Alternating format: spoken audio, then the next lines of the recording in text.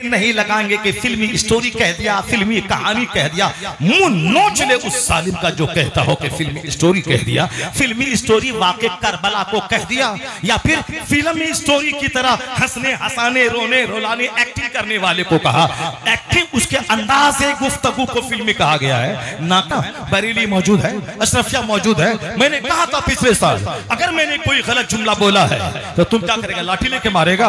नहीं, बल्कि यही कर सकता है कि तुम हम पर हुक्म लगा सकता है। तो उसके लिए बरेली मौजूद है, अशरफिया मौजूद है। जो बातें मैं बोला हूं उस जुमले को फतवे की जुबान में नोट करो और हम अपने मरकज में चले जाओ। मरकज वाला अगर इसके खिलाफ कोई हुक्म लगाएगा तो पूरे हिंदुस्तान में जिस चौराहे पे मुझको लेके जाओ, मैं उस चौराहे पे तौबा करने को तैयार हूं, जहां तू ले जा। मगर ये हिम्मत तो है नहीं, ये तरीका तो है नहीं। यहां तो चूंकि पैदा ही हुआ है, बदअकल पैदा हुआ है, फेसबुक चलाने वाला फेसबुकिया पैदा हुआ है, या डीएम की तरह बातें कर रहा है। चपरासी के लायक भी नहीं है, जिसकी न जबान, जिसकी न सोच अच्छी हो, बस कुछ भी वो गाली बकना शुरू कर दिया। मैं कहता हूं सालिम बदतमीज, जब तुम्हारे पास इल्म नहीं है तो तुझको इस मैटर में पढ़ना ही नहीं चाहिए। जब इल्म है तो इल्म की जबान इस्तेमाल कर, गाली की जबान इस्तेमाल क्यों कर रहा है? क्यों गाली की जबान इस्तेमाल कर रहा है? ये गाली देना बता रहा है कि तू जाहिल है, अल्हड़ है, नादान है, कुछ नहीं जानता है। मैं तो ये पौष जबान इस्तेमाल कर रहा हूं। नादान, जाहिल, अल्हड़, ये पौष जबान है। मगर तुमने जो जबान इस्तेमाल किया है वो तो तुझको मालूम है। ये जबान तेरी बताती है कि तेरे सीने में क्या है और तेरी सोच में क्या है और तेरी कुट्ठी में क्या है। मैं कहता हूं जब हमारे मुफ्ती मौजूद है, दारुल इफ्ता मौजूद है, आप इस्तिफ्ता कीजिए कि फला मौलाना ने ऐसा बोला, शरीयत का क्या हुक्म है, उसके बाद आप उस हुक्म को डाल दीजिए हवाले से। अगर ये इसको तौफीक मिलेगी तो तौबा करेगा, नहीं तौफीक मिलेगी नहीं तौबा करेगा, जहन्नम जाएगा। आप अपना काम, आप लाठी लेके किसी को नमाज पढ़ो, नहीं पढ़ेगा तो गर्दन काट देंगे, ऐसा नहीं है। हम नमाज की फजीलत पे खिताब करेंगे, नमाज ना पढ़ने की मजम्मत पे खिताब करेंगे। अब वो आदमी का दिल सीधा होगा, अल्लाह हिदायत देगा तो नमाज पढ़ेगा। ऐसा कोई हुक्म नहीं कि मौलाना किसी गले में चादर डाल के उसको मस्जिद में घुसा दे। ये फर्ज, ये काम न किसी नबी पर था, न किसी नबी के गुलाम आलिम पर है। नबी भी कुरान पढ़ के सुना देते थे, लाखों में 2-4 लोग कलमा पढ़ के मुसलमान हो जाते थे। और आज ये काम नबी के गुलाम आलिम का है। अच्छे ढंग से बयान करते रहिए, कभी डांट कर, कभी कड़े लफ्जों में, कभी नरमी के साथ, कभी कुरान सुनाकर, कभी हदीस सुनाकर आप बताते रहिए। अल्लाह चाहेगा इन्हीं हजारों में से 2-4 को तौफीक देगा, वो नेक बनेंगे, इंसान बनेंगे। जरा गौर से सुनिए, अमीर मुआविया का इंतकाल हो गया, उनका आवारा आजाद ख्याल बेटा यजीद उस सिंहासन, उस तख्त पे बैठ गया। अब कितने अच्छे लोग थे, सबों को सस्पेंड कर दिया, अपने लुच्चे लफंगे दोस्तों को गवर्नर की कुर्सी पे बिठाना शुरू किया और एक आदमी को भेजा कि मदीना जाओ, हुसैन इब्ने अली, अब्दुल्ला इब्ने जुबैर, अब्दुल्ला इब्ने उमर, या 3 बड़े बाप के बड़े बेटे हैं, इन तीनों से पहले मेरी बैत ले लो, उनका समर्थन मुझको मिल जाए, अगर नहीं तो फिर उसे कत्ल कर दो। हर फिरौन का यही मजाज होता है, यानी ये फिरौनी मजाज है कि जब वो लंबी पारी हुकूमत की खेलना चाहता है तो जिसको अपना दुश्मन समझता है या तो उसका सपोर्ट हासिल कर लेता है कि अब हम उनका सपोर्ट उनको मिल गया, या उसको कत्ल करके रास्ते से हटा देता है ताकि वह टोकने वाला ना रहे। नेक लोगों का मजाज है कि कोई हमको समझाने वाला रहे, मगर गंदों का मजाज है कि कोई हमको समझाने वाला न रहे। जैसे किसी मस्जिद का मुतवल्ली कोई शराबी है, इमाम साहब ने शराब की मजम्मत की, उसको तो मतली होने लगती है, उसको तो मार के भगाने का प्लान बनाने लगता है। असर से पहले ही बोरिया बिस्तर समेटवा के उसको मस्जिद से निकाल देता है, क्योंकि उसके पास इतना ही पावर है, मस्जिद का मुतवल्ली है, इमाम साहब को निकाल सकता है, बहाल कर सकता है। इसलिए वो कहता है कि किस्सा कहानी बोलो मौलाना, हलाल हराम मत बोलो। उड़ीसा का एक मौलवी मेरी तकरीरें सुन सुन के जुमा के दिन खिताब करता था, ये हलाल है, ये हराम है, ये जायज है, ये नाजायज है, ये फर्ज है, ये नमाज छोड़ने की मजम्मत है, फिर उनके साथ वो जहन्नम जाएगा। बेनमाजी मुतवल्ली बोला, ए इमाम साहब अगर रहना है तो ये सारी बातें मत बोलो, आधा घंटा खिताब करना है, कोई कहानी सुनाओ ना। ये क्या बोलता है कि ये हराम है, ये हलाल है, इस जमाने में कौन सुनता है?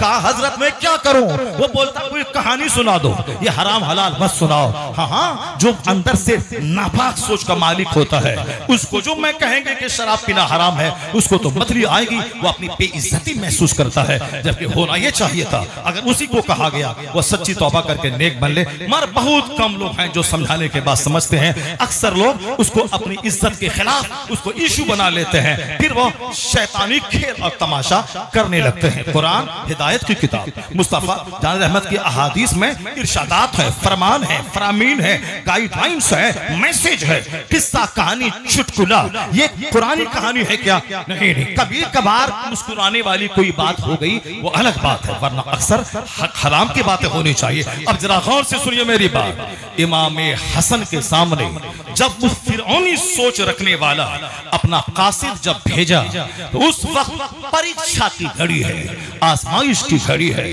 हुसैन चाहते यजीद की बैअत कर लेते, चलो तुम जानो तुम्हारा काम जाने, तुम जैसे जियो जियो, नमाज छोड़ो, शराब पियो, शिकार करो, तुमको जो करना है करो। हम तो मदीने में हैं, 5 टाइम मस्जिद नबी में पढ़ते हैं, 25 हज हमने कर लिया है। मदीने में सारे लोग मेरा हाथ चूमते हैं, पाँव चूमते हैं, मस्जिद नबी में नमाज पढ़ाएंगे। तुम मुझको मदीने का गवर्नर बना दो, 4 लाख महीना मुझको दे दो। यजीद कूद के दे देता, सिर्फ हुसैन का समर्थन मिल जाता। हुसैन जो भी शर्तें रखते सारी शर्तें यजीद पूरी कर देता। मगर हुसैन ने फैसला क्या लिया?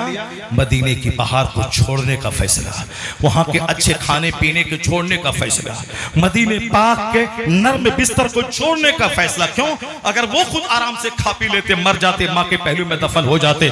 जन्नती नौजवान के सरदार थे, जन्नत में सरदारी तो हाथ से जाती नहीं।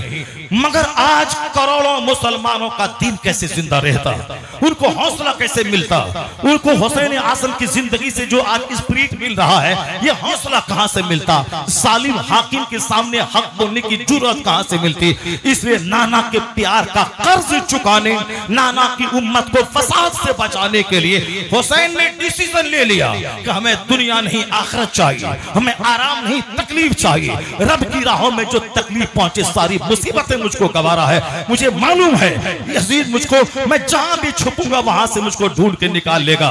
वो चाह करके ये रास्ता कत्ल का, ये भूख का, ये प्यास का, बाल बच्चों की जाहिरी आराम और आसाइश की कुर्बान करने का रास्ता हुसैन ने चुन लिया। और दुनिया वालों को बता दिया कि जब इस तरह का मौका आ जाए कि आखिरत चुने या दुनिया चुने, या आखिरत को ठोकर लगाए या दुनिया को ठोकर मारे, ऐसे वक्त में हुसैन की जिंदगी से नूर हासिल करना, दुनिया को ठोकरा देना, आखिरत को गले लगा लेना, दुनिया के आसाइश को ठोकरा देना और तकलीफ चंद दिनों की बर्दाश्त कर लेना, फिर सदा का आराम तो है। हुसैन ने यह फैसला लिया, डिसीजन लिया, दोनों ऑप्शन में से इस ऑप्शन को चुना। हमें नहीं चाहिए आराम, हमें नहीं चाहिए दस्तबोसी, हमें नहीं चाहिए कदमबोसी, हमें तो मुस्तफा नाना की उम्मत को बचाना है। उस जालिम की आंखों में आंखें डाल के बातें करनी है, उसके सामने हाथ नहीं देना है। गर्दन वो ले ले, तलवार उसके पास मैं दे दूंगा, मगर हाथ नहीं दूंगा।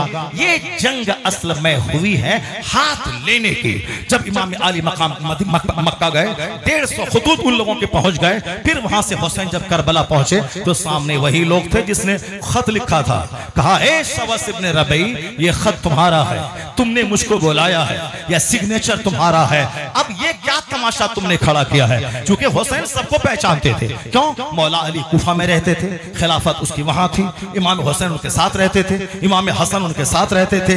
मैं रहूंगा कुम्मा में, ये कुम्मा में 50 देहात है, क्या हर देहात के नामचीन लोगों को मैं नहीं जानूंगा? ये फला जमींदार है, ये फला नेता है, ये फला गांव का मुख्य आदमी है, ये फला गांव का प्रधान है, ये फला गांव का इमाम है, ये फला गांव का मौलाना है। इमाम हुसैन तो कुफा में रहते थे, इमाम हसन तो कुफा में रहते थे, उनके बाप की खिलाफत थी, वह सबको जानते थे। वो अक्सर लोग रिश्तेदार थे, अक्सर वह लोग थे जो उनके बाप की फौज में शामिल थे, अक्सर लोग वह थे जो इमाम हसन के हाथ पर बैअत करने को तैयार थे, और फिर बाद में इमाम हसन से दगा करने वाले लोग थे, सबको पहचानते थे। हुसैन ने सबसे कहा यह खत तुमने लिखा है, मुझको बुलाया है, मैं आ गया हूं, ये क्या तमाशा तुम लोग कर रहा है? कहा हमने खत नहीं लिखा है, झूठ बोला, बेवफाई की, मेहमान को नाज के साथ बुला करके उसके साथ गद्दारी करने की तारीख कूफा वालों ने लिख दी। हुसैन आजम की जगह कोई दूसरा होता तो कह देता चलो ठीक है हम मान लेते हैं, बज़ाहिर मान लेता, मदीना चले जाते, फिर वहां जबरदस्त फौज की तैयारी करते और ले जाके दमिश्क में यजीद की ईंट से ईंट बचा देते। ये सब तो हो जाता, लेकिन हुसैन को इस काम के लिए तो नहीं बनाया गया था। हुसैन को तो कुर्बानी देकर, शहादत हासिल करके, कयामत तक इस्लामी तारीख को रंगीन बनाने होने के लिए पैदा किया गया था। देना था खुद खुदा को शहादत का मर्तबा, यानी हाजी नंबर 1, गाजी नंबर 1, नमाजी नंबर 1, सखी नंबर 1, तो शहीद नंबर 1 भी अल्लाह बनाना चाहता था कि हुसैन शहीद नंबर 1 हो जाए, जो आला दर्जा है। इसलिए कहने वाला कहता है कि देना था खुद खुदा को शहादत का मर्तबा, वरना खुदा न करता हिफाजत हुसैन की, वरना खुदा न करता हिफाजत हुसैन की। जब इसारी सलाम को आसमान पर उठा लिया गया, जनाबे हुसैन रज़ी अल्लाह तआला अन्हु को भी करबला से अल्लाह उठा लेता, सारे यजीदी हाथ मलते रह जाते, मगर नहीं, देना था खुद खुदा को शहादत का मर्तबा, वरना खुदा न करता हिफाजत हुसैन के। पास 3-4 मिनट बस खत्म, उसके बाद बस 3-4 मिनट, वरना खुदा न करता हिफाजत हुसैन की। अब उस वहां बड़े बड़े रुस्तम भी होते तो सीना पानी हो जाता, मगर हुसैन आजम की जो परवरिश, जो तरबियत, जो पर्सनैलिटी डेवलपमेंट हुई थी, उसके मुजाहरे की घड़ी आ गई। वो यजीदी हाथ लेना चाहते थे। हुसैन ने कहा कि नहीं, तुमने मुझको बुलाया था, अब तुम मुकर गए, मुझको वापस मदीना जाने दो। कहा नहीं जाने देंगे। मुझको किसी सरहदी इलाके में जाने दो। कहा नहीं जाने देंगे। फिर क्या करेगा? या तो बैअत कीजिए या कत्ल होने के लिए तैयार हो जाइए। हुसैन ने कहा ऐसा नहीं होगा कि मैं किसी जालिम और जाबिर को अपना समर्थन दे दूं, अपना हाथ उसको दे दूं, हाथ नहीं दूंगा। यजीदी बोला हाथ लेके रहूंगा। 4000 फौज, दो जहां फख्र रसूला सय्यद इंसो जां जनाब मुहम्मद रसूलुल्लाह सल्लल्लाहु अलैहि वसल्लम की बारगाह आली वक़ार में नजराने दुरूद पेश करने की सआदत हासिल करें। सारे लोग अदब से बावाज़ बुलंद पढ़ें, अल्लाहुम्मा सल्लि अला सय्यदना व मौलाना मुहम्मद मअदनिल जूद वल करम व आलिहि व बारिक व सल्लिम सलातन व सलामन अलैका या रसूलल्लाह। इलाके का बहुत बड़ा जलसा, शहीद आज़म कॉन्फ्रेंस, जिसमें आप शरीक हो रहे हैं। मैं दाद देता हूँ उन नौजवानों को जिन्होंने अपनी ज़िंदगी की भाग दौड़ मसरूफियत से थोड़ा सा टाइम निकाल कर उन्होंने दीन का काम किया और दीन का पैगाम पहुंचाने के लिए एक प्लेटफॉर्म उन्होंने बना के दिया, ताकि हमारी जमात के दीन के खादिम आएँ और लोगों तक हदीस की, कुरान की, इस्लाम की बातें लोगों तक पहुँचाएँ। ये बहुत बड़ी बात है कि इन नौजवानों ने कोई सर्कस, कोई नाटोंगी, कोई थिएटर, कोई क्रिकेट या फुटबॉल के टूर्नामेंट का मुकाबला नहीं करवाया, बल्कि इन नौजवानों ने आलिमों को बुलाकर दीन समझाने की और दीन सिखाने की इन्होंने कोशिश की। अल्लाह तबारक व तआला इन तमाम नौजवानों के कारोबार में बरकतें अता फरमाए, जिन्होंने अपना वक्त निकाल कर इस जलसे की तैयारी की और अपनी गाढ़ी कमाई को खर्च किया। अल्लाह उन्हें सेहत, आफियत, तंदुरुस्ती अता फरमाए। जो आप सब लोग भी काबिले तारीफ़ हैं कि रात के वक्त में सारे लोग सोने की तैयारी कर रहे हैं और आप जाग कर अपनी आखिरत को सजाने की तैयारी कर रहे हैं।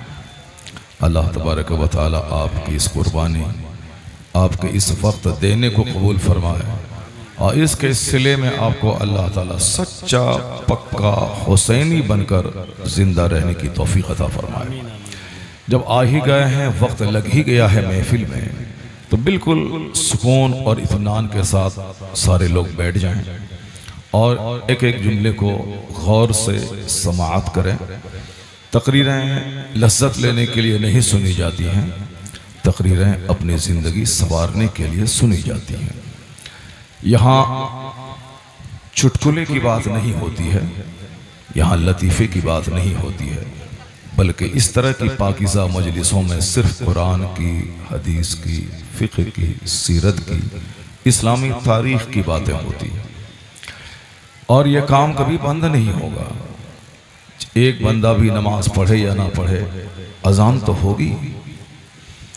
एक बंदा नमाजी बने ना बने, जुमा के दिन तकरीर तो होगी।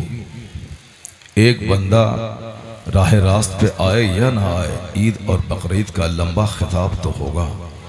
वह चूँकि दीन का हिस्सा है, इसलिए वाज करना, नसीहत करना, समझाना, सिखाना, इसी से दिन जिंदा है और सिखाने से मुसलमानों को फ़ायदा होता है, काफिरों को नहीं। कुरान शरीफ में आया है कि वज़क्किर फ़इन्न ज़िक्रा तनफ़उल मुमिनीन। ए हबीब आप समझाइए, लोगों को बताइए, मकसद हयात बताइए, जीने की गर्ज़ व गायत बताइए, उसे बताइए कि यह आसमान क्यों बगैर खंभे के खड़ा है, लोगों को बताइए कि यह ज़मीन क्यों पानी के ऊपर में टिकी हुई, लोगों को बताइए कि एक पानी की बूंद से कैसे इंसान पैदा किया जाता है, लोगों को आप बताइए कि वही अल्लाह जो पानी की बूंद से पैदा किया है दोबारा मौत देकर कब्र में सड़ी हुई हड्डी में दोबारा जान डालकर तुम्हें जिंदा भी कर सकता है और फिर वह तुमसे हिसाब किताब ले सकता है। आप समझाइए, बताते रहिए, मौका महल के एतबार से लोगों तक पैगाम पहुंचाइए। क्यों? मोमिन को नसीहत करने से फायदा होता है। फ़इन्न ज़िक्रा तनफ़उल मोमिनीन, नसीहत करने से मोमिनों को फायदा होता है। क्या फायदा होता है? नसीहत करने से दिल नर्म हो जाता है, वाज सुनने से आदमी का घमंड दूर होता है, वाज सुनने से आदमी का गुरूर टूटता है, वाज सुनने से आदमी के रोंगटे खड़े होते हैं, वाज सुनने से आदमी अपनी जिंदगी में यू टर्न लेता है। जा रहा था मशरिक पूरब की तरफ, वह लौट के काबा की तरफ चलने वाला बन जाता है। नसीहतें कारगर होती हैं। पानी किस कदर लिक्विड और सयाल और किस कदर बारीक चीज है, लेकिन बार बार पत्थर पे पानी पड़ता है तो पत्थर पिघल जाता है, पत्थर में दाग और निशान पड़ जाता है। ये इंसान का दिल ही तो है। जुमा में समझना है, ईदैन में समझाना है, निकाह के खुतबे में समझाना है, सीरत के जलसों में समझाना है, समझाते रहना है। आज नहीं तो कल मोमिन को इतना फायदा होगा कि जहन्नम का रास्ता जो इख्तियार किए हुए होगा वह सच्ची तौबा करके जन्नत का मुसाफिर हो जाएगा। काफिरों को फायदा नहीं देता है। काफिरों को नसीहत से क्या मिलता है? कुरान से सुनिए। कुरान कहता है वइज़ा क़ील लहु तक़िल्लाह अख़ज़तहुल इज़्ज़तु बिल इस्म फ़हस्बहु जहन्नम। कुरान कहता है कि जब मुशरिकों से, कुफ़ार से, अल्लाह के इन बागी बंदों से जब कहा जाता है कि अल्लाह से डरो, तो इनको और गुनाह करने की जिद चढ़ जाती है। यानी काफिरों की खसलत क्या है? जब उनसे कहा जाए कि अल्लाह से डरो तो उनको गुनाह करने की जिद चढ़ जाती है। मोमिन के अंदर अगर ये वस्फ है कि अगर किसी ने कहा कि माँ बाप की खिदमत करो तो और मौलाना को चिढ़ा चिढ़ा कर माँ बाप को मारने की जिद चढ़ जाती है, तो समझ जाएं कि वो ढांचे का मुसलमान तो है, लेकिन ये क्वालिटी काफिर की है। चूंकि मुसलमानों को फायदा देता है, मुसलमानों को वाज से फायदा पहुंचता है, और काफिरों को गुनाह करने की जिद चढ़ जाती है। काफिरों को कहा जाए कि शराब मत पियो, तुमको और शराब पीने की जिद चढ़ जाती है। काफिरों को कहा जाए कि ज़िना मत करो तो उसको और ज़िना करने की जिद चढ़ जाती है। उनसे कहा जाए कि साहब दरख्त, झाड़, बंदर, सुअर, चुचंदर के सामने मत सर टेको, तो उनको और जानवरों के सामने सर टेकने की जिद चढ़ जाती है। तो आप अल्लाह का शुक्र अदा करें, अपने दिल में झांक के देखें कि अगर मस्जिद में वाज सुनने से उलझन नहीं हो रही है, सीरत के जलसों में आके कुरान हदीस सुनने से साहब कोई उजलत और बेचैनी का मुजाहरा नहीं हो रहा है, तो समझ जाएं कि अल्लाह रब्बुल इज्जत का इनाम है कि आपका दिल जिंदा है, आपका दिल मरा नहीं। लेकिन अगर जुमा के दिन खिताब लंबा हुआ, आपको उलझन होने लगी, ईदैन में इमाम साहब बयान कर रहे हैं, आपको उलझन होने लगी, वाज की महफिलों में कुरान हदीस का बयान हो रहा, आपको उलझन होने लगी कि जल्दी से खत्म करे, तो समझ जाएं कि आपका दिल मर चुका है। जब दिल मर चुका है तो उस मुर्दा को जिंदा करने का सामान करना पड़ेगा। जैसे जमीन मर जाती है, अब जमीन को दोबारा जिंदा करने के लिए कुछ करना पड़ता है। जमीन मर गई, फसल पैदा करने के लायक नहीं रह गई, लेकिन उसको दोबारा फसल पैदा करने के लायक बनाने के लिए उस जमीन में पानी डालना पड़ता है। आसमान से बारिश होती है या फिर मशीन के जरिए जमीन से पानी निकाल के उसमें डाला जाता है, फिर वह मुर्दा जमीन दोबारा जिंदा हो जाती है। फिर हसीन फसल लहलहाने लगती है। उसी तरह जब दिल मर जाए तो इस मरे हुए दिल को जिंदा करने का सामान क्या होगा? हुजूर फरमाते हैं कि इन्नल क़ुलूब तज़दा कमा यज़दउल माउल हदीद। आका फरमाते हैं कि सीनों को भी जंग लग जाता है, दिलों को जंग लग जाता है। जैसे लोहे में पानी पड़ने से लोहे में जंग लग जाता है, उसी तरह सीना दिल भी जंग आलूद हो जाता है। काफिरों के बीच रहते रहते सीना जंग आलूद हो जाता है। बेनमाजी की सोहबत में रहते रहते सीना जंग आलूद हो जाता है। दुनियादारों का चेहरा देखते देखते सीने में जंग लग जाता है। शराबी, पापी, फासिक, फाजिर, पक्का दुनियादार जो सुबह से लेकर शाम तक सिर्फ पैसा पैसा पैसा करता रहता है, ऐसे दुनियादारों के बीच बैठने से सीना सख्त हो जाता है, सीने में जंग लग जाता है। और जंग लगने की पहचान क्या है? कि मस्जिद में दिल नहीं लगे, चौक चौराहे पे दिल लगे। उस जंग लगने की पहचान क्या है? जलसा जुलूस में दिल नहीं लगे, उसको साहब शराब की भट्टी में दिल लगे। दिल के जंग लगने की पहचान क्या है? कि अपने माँ बाप से बात करने में उलझन, गैरों से बात करने में उसको मजा आता, अपनी बीवी अच्छी नहीं लगने लगे, अपनी भाभी अच्छी लगने लगे, अपनी बीवी अच्छी ना लगे, दूसरों की काली कलोटी चुड़ैल बीवी अच्छी लगने लगे, तो समझ लें कि दिल मर चुका है। उस मरे हुए दिल को जिंदा करने के लिए क्या करना पड़ेगा? आका अलैहिस्सलाम से पूछा गया, सरकार सीने में जंग तो लग जाता है, वमा जलाओ, ये वाइट कैसे होगा? ये दिल उजला कैसे होगा? इसका जंग साफ कैसे होगा? लोहे में जंग लगे तो आग की भट्टी में डाला जाता है, लोहे का जंग साफ हो जाता है। लेकिन दिल में जब जंग लग जाए तो इसका इलाज क्या है? आका फरमाते हैं, कुरान करीम की तिलावत करने और मौत को कसरत से याद करने से सीने का जंग साफ हो जाता है। जब बंदा ये समझता है कि सब दिन मुझको दुनिया में जिंदा रहना है, बहुत दिनों तक जिंदा रहना है, समझ जाए कि उसका दिल मर चुका है। क्योंकि आए दिन निगाहों के सामने 18 साल के जवान की डेड बॉडी जा रही है, आए दिन निगाहों के सामने 25 साल जवान मर रहा है, बूढ़े बेचारे 90 साल के मौत के इंतजार में है, मौत ही नहीं आ रही। 25 साल का जवान बाइक लेके घर से बाहर निकला, डेड बॉडी के हजारों टुकड़े होके घर वापस आ गए। लोग साहब घर से बाहर निकले, वहां से उसकी लाश आ रही, 1 मिनट पहले घर से बाहर निकला, 2 घंटे के बाद डेड बॉडी आ रही। कसरत से जवानों की मौत हो रही है। अक्लमंद वो है जो इन मौतों में अपनी मौत झांक के देखे। अक्लमंद वो है जो इस मरने वाले में अपनी मौत झांक के देखे। बेवकूफ वो है जिसका दिल ही मर चुका हो, वो क्या देखेगा? वो लाश देखने के बाद हंसेगा, वो कब्रिस्तान में मुर्दे को दफनाने के बाद भी हंसेगा।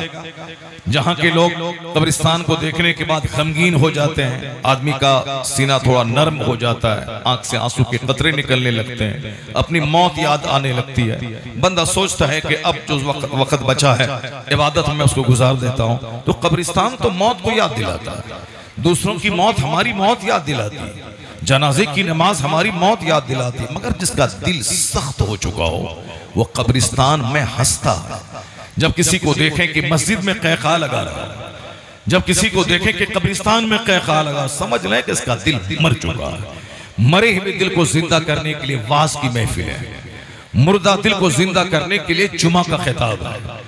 इसलिए शरीयत ने इंतजाम किया है कि हर जुमा के दिन तकरीर कर वाज करना होगा, 1 मिनट का सही, मगर वाज फर्ज है यानी शर्त है। जैसे बगैर वजू के नमाज नहीं, उसी तरह बगैर जुमा के दिन वाज और खुतबा के जुमा की नमाज नहीं।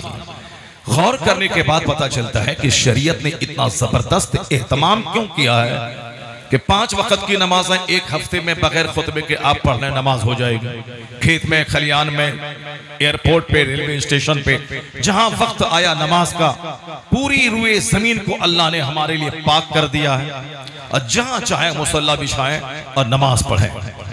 लेकिन उसके लिए वाज जरूरी नहीं, खिताब जरूरी नहीं। मगर जुमा की नमाज ऐसा नहीं कि जहां चाहे पढ़ लें, जहां चाहे खेत में, खलियान में, नदी नाले के किनारे जुमा की नमाज पढ़ ले, नहीं। जुमा की नमाज के लिए इज़्ने आम जरूरी है, एक आम ऐलान, कोई रोक टोक नहीं, सारे लोग नमाज पढ़ने आ जाए।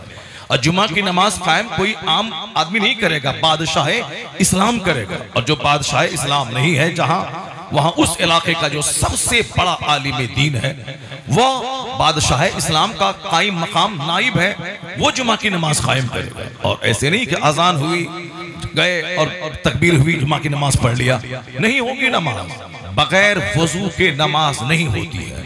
उसी तरह जुमा की नमाज बगैर वाज, बगैर खुतबा, बगैर नसीहत के नहीं होती है। कंपलसरी है वाज, चाहे 1 मिनट का सही, चाहे 1 घंटे का सही। वाज का मतलब नसीहत, तकरीर, वो जो अरबी जबान का खुतबा होता है। इमाम साहब मेंबर पे चढ़े और खुतबा देते हैं, सबीलुकुम तवीलुन तवील वज़ातुकुम कलीलुन कलील, यानी ए मुसलमान, तुम्हारी ये जिंदगी तो इतनी मुख्तसर है कि 100 साल तो 1 सेकंड है, लेकिन मरने के बाद जहां जाओगे कब्र में, जब तक कयामत कायम नहीं होगी, आलम बरज़ख में रहना होगा। और कयामत कायम कब होगी कोई नहीं जानता। 5000 साल पहले नूह अलैहिस्सलाम के जमाने में जो लोग मर गए, आज तक कयामत कायम नहीं हुई, वो कब्रिस्तान, वो कब्र में है, आलम बरज़ख में है। आज आदम अलैहिस्सलाम के जमाने में जो आज से 10,000 साल पहले जो लोग मर गए, वो आलम बरज़ख में, कब्र में है, क़यामत नहीं आई। तो तुम भी मरोगे, मुमकिन है कि क़यामत 50,000 साल के बाद आए। तो एक लंबा अरसा तुम्हें कब्र में रहना होगा, आलम बरज़ख में रहना होगा। कभी तुमने गौर किया, दुनिया का 100 साल तो 1 सेकंड है, लेकिन मरने के बाद जहां जाओगे वहां का तो एक एक दिन 50,000 साल के बराबर है। बस एक गफलत का शिकार है बंदा, इसी दुनिया को सजाने, सवारने, निखारने, इसी के लिए 30 साल तक मेहनत करके पढ़ना है, कंपटीशन फेस करना है, फिर 32 साल तक नौकरी करनी है, फिर 62 साल में रिटायर होने के बाद 1 दर्जन बीमारी को लेकर के मौत का इंतजार करना है। 90 साल की उम्र से पहले पहले बंदा चक्कर आया, गिरा, मर गया, कब्रिस्तान पहुंच गया। 100 साल के अंदर इस जिंदगी की कहानी खत्म हो गई। अब एक ऐसी कहानी का आगाज होता है जो कहानी कभी खत्म नहीं होने वाली, यानी जो जिंदगी कभी खत्म नहीं होने वाली। यही इस्लाम का बुनियादी, इस्लाम की बुनियादी तालीम है, यही तालीम पूरे कुरान में यही है। कई लाख अहादीस करीमा में यही है, चाहे हदीस मरफू हो, हदीस मौकूफ हो, हदीस मक़तू हो, चाहे जो भी हदीस हो, सब में यही है। इस्लाम की तालीमात का निचोड़ यही है कि हमें यह दुनिया एक आर्जी तौर पर मिली है और दायमी ठिकाना आखिरत है, जहां इस दुनिया के हर किए का हमें हिसाब किताब देना होगा। हर स्याह सफेद का हिसाब मरने के बाद देना। ऐसा नहीं कि मरने के बाद कुछ नहीं होता, नहीं, ये दुनिया बगैर मकसद की नहीं बनी। अफा हसीब तुम अन्नमा, यानी क्या तुम ये गुमान करते हो कि मैंने तुझको बगैर बेकार पैदा किया है, बेमकसद पैदा किया है? नहीं नहीं, ये आसमान बगैर खंबे का, ये सूरज, ये चांद, ये सितारे, ये नदी, ये नाले, ये झरना, ये डेजर्ट, ये फसलें, ये गेहूं, ये चावल, ये अनार, ये सेब, ये नाशपाती, ये मूली, ये खीरा, ये ककड़ी, ये गाजर, ये परिंदों का गोश्त, ये जानवर का गोश्त, ये समंदर की मछलियां, ये जानवर के थनों का दूध, ये माँ की छाती का दूध, ये सारी चीजें ऐसे नहीं कि ऐसे ही हो गए, नहीं, सारी चीजों में हजार करोड़ों हिकमतें पोशीदा। ये सारी नेमत तुम्हारे लिए है ताकि तुम जब माँ के पेट के अंदर रहो तो माँ का माहवारी खून से तेरी ग़िज़ा का इंतजाम हो, और जब माँ के पेट में पैदा होकर उसकी गोद में आ जाओ तो माँ की खुश्क छाती में दूध की नहर बहाकर अल्लाह हमारी रोजी का इंतजाम फरमाता है। पेट में रहे तो अलग रोजी, और गोद में आए तो अलग रोजी, और 2 साल के बाद जब खूब चलने फिरने लगे तो अलग रोजी। रोटी खाना है, चावल खाना है, 2 साल के बाद अब माँ का दूध पीना हराम है, तो माँ के गोद में, माँ के शिकम में खून, माँ की गोद में दूध, और जब चलने फिरने लगे तो ये रोटी, ये चावल, ये सालन, ये तरकारी, और फिर बदन को प्रोटीन चाहिए, वरना सारे लोग पौने पैदा होंगे। अगर बंदा गोश्त नहीं खाए तो आने वाली नस्लें उसकी बेअकल पैदा होंगी, क्योंकि अकलमंद रहने के लिए, चुस्त और दुरुस्त रहने के लिए बदन को प्रोटीन चाहिए, और प्रोटीन का सबसे बड़ा रिसोर्स है गोश्त। इसलिए जिन लोगों ने आज से 50 साल पहले, एक बहुत बड़ा दानिश्वर हिंदुस्तान में, एक गैर मुस्लिम दानिश्वर, उसने कहा था कि आने वाली नस्लों को कमजोर होने से बचाने के लिए आपको अपना नजरिया बदलना होगा। यानी ये जो नजरिया आपने रखा है कि सिर्फ वेजिटेबल सब्जी खानी है, आने वाली नस्लें पौनी पैदा हो जाएंगी, आने वाली नस्लों की हड्डियां कमजोर हो जाएंगी, आने वाली नस्लों का ब्रेन खराब हो जाएगा। इसलिए नजरिया हटाइए कि जीव हत्या, जीव हत्या, जीव हत्या। तो ये जीव हत्या वाला नजरिया हटाइए। जिस अल्लाह ने हमारे लिए सारी चीजें पैदा की हैं, उसी अल्लाह ने हमारे लिए मुर्ग पैदा किया, उसी ने हमारे लिए बटेर पैदा किया, उसी ने हमारे लिए समंदर की मछलियां पैदा की। इस बदन को मछली चाहिए, इस बदन को गोश्त चाहिए, मगर लोगों ने इतना उसको साहब टॉर्चर किया कि इतना बड़ा विद्वान, बड़ा साइंटिस्ट, एग्रीकल्चर डिपार्टमेंट का वैज्ञानिक साइंटिस्ट, सबसे बड़ा पढ़ा लिखा, उसने चुप्पी साध ली। क्योंकि हिंदुस्तान के जाहिलों ने इतना निचोड़ा, इतना टॉर्चर किया, वह चुप हो गए। लेकिन चुप तो हो गए, मगर फॉर्मूला तो आ चुका है अखबार में, फॉर्मूला तो आ चुका सामने। उस फार्मूले पे अमल करते हुए आज की तारीख में अगर 1 लाख का बकरा अगर कुम्मा के चौराहे पे ज़बह होता है तो 10 मुसलमान ही गोश्त लेते हैं, 90% गैर मुस्लिम उसका गोश्त खाते हैं। क्यों? वह जानते हैं कि बच्चों को प्रोटीन के लिए गोश्त जरूरी है, वह जानते हैं कि आने वाली नस्लों को चुस्त और तंदुरुस्त सेहतमंद रखने के लिए मछली जरूरी है।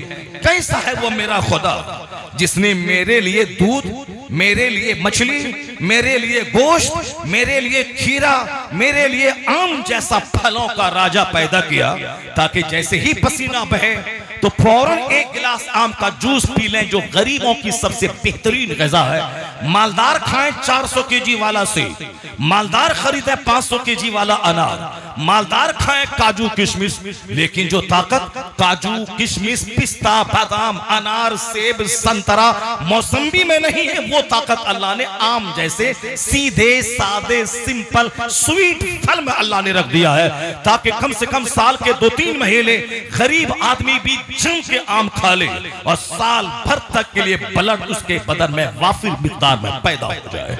कौन है वो खुदा जिसने हमारे लिए आम बनाया? कौन है वो खुदा जिसने हमारे लिए सूरजो चांद पैदा किए? फिर तन्हाई में जब गौर करेंगे इस पॉइंट पर, बेवकूफ बोलता है बाद में सोचता है, बेवकूफ पहले लिख देता है फिर बाद में पछताता है। अब बेवकूफ सुनी सुनी बातों में वो आगे आता है, उसके पास ब्रेन नहीं है कि तहकीक करे, उसके पास अक्ल नहीं है कि गहराई में डूबे। वो जाने के साथ बोलने का मकसद क्या है, वो जाने के लिखने का मकसद क्या है, वो तो सुनी सुना कौवा कान ले गया, कान ले गया, कान ले गया, कान ले गया। उस बेवकूफ ये अक्लमंद ये काम नहीं करता है। अक्लमंद सबसे पहले गौर करता है तब बोलता है, अक्लमंद पहले रिसर्च करता है तब लिखता है। तो अल्लाह ने ब्रेन दिया है सोचने के लिए, अल्लाह ने ब्रेन दिया है तहकीक करने के लिए, अल्लाह ने ब्रेन दिया है गौर व फिक्र करने के लिए। जिस दिन आप ब्रेन से काम लेकर गौर व फिक्र करेंगे कि सारी नेमतें हमारे लिए और हम किस काम के लिए, हम चोरी चकारी के लिए, हम जुआ सट्टा के लिए, हम दूसरों की बहू बेटी को ताक झांक करने के लिए, हम अपने माँ बाप की छाती पे चढ़ के कुटाई करने के लिए, या हम शराब में 24 घंटे धुत रहने के लिए, या झूठ शराब और साहब जुए में लथपथ रहने के लिए नहीं। जिस दिन आपने गौर किया, लाजवाब आसमान, लाजवाब जमीन, लाजवाब फसलें, लाजवाब सोसाइटी इंसान की, ये सारी चीजें हमारे लिए हैं, तो हम किस काम के लिए? जब आप इस सवाल का जवाब ढूंढेंगे तो एक आवाज आपके ज़मीर से आएगी, ये सारी नेमतें तुम्हारे लिए और तुम्हारी पेशानी का सजदा नेमत देने वाले खुदाए वाहिद के लिए। जिस दिन आपने रिसर्च किया, गौर व फिक्र किया, उस दिन आवारगी वाली जिंदगी खत्म हो जाएगी, उस दिन इबादत वाली जिंदगी शुरू हो जाएगी, उस दिन संजीदगी वाली जिंदगी शुरू हो जाएगी। चूंकि बंदा गौर व फिक्र करता ही नहीं है तो सोचता है कि ये आम मेरा हक है, ये जिंदगी मेरा हक था, साहब ये मेरी पैदाइश मेरा हक है, और दुनिया की सारी नेमतें ये मेरा हक है, मैंने हासिल की है।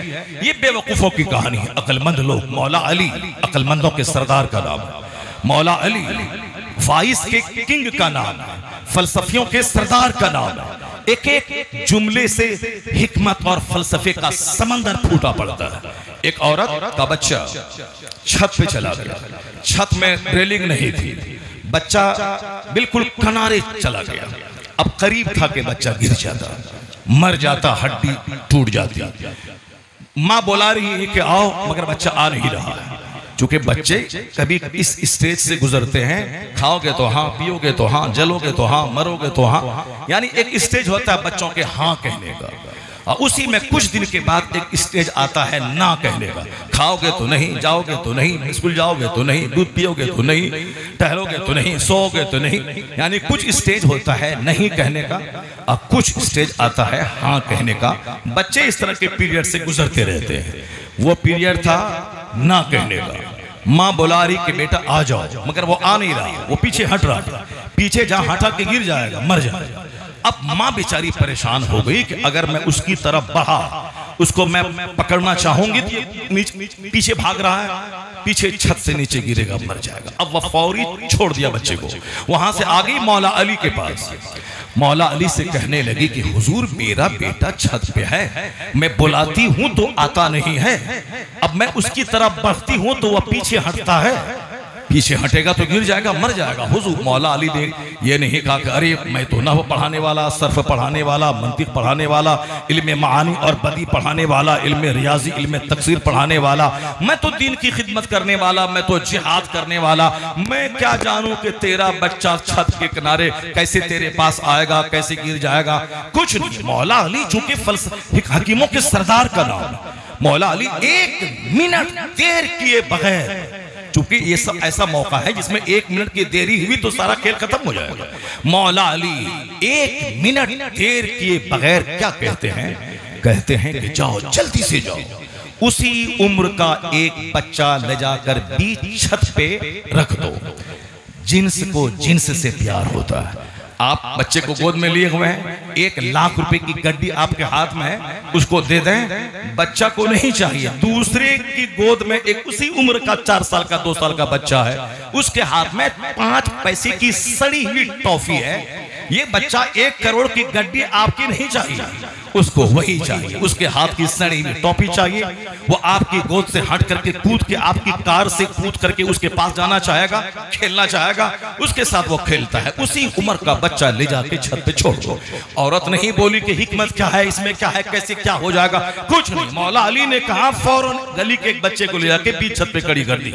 जो बच्चा उसका बिल्कुल छत के किनारे था, माँ के बुलाने से नहीं आता था, अपनी उम्र के दोस्त को देखा, दौड़ के वहां से आ गया, उसके पास खेलने लगा।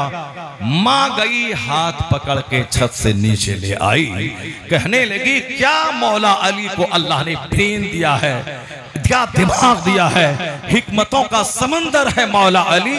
बड़े बड़े फलसफी जिस मसले को हल न कर पाए, मौला अली चुटकी में उस मसले को हल कर देते हैं।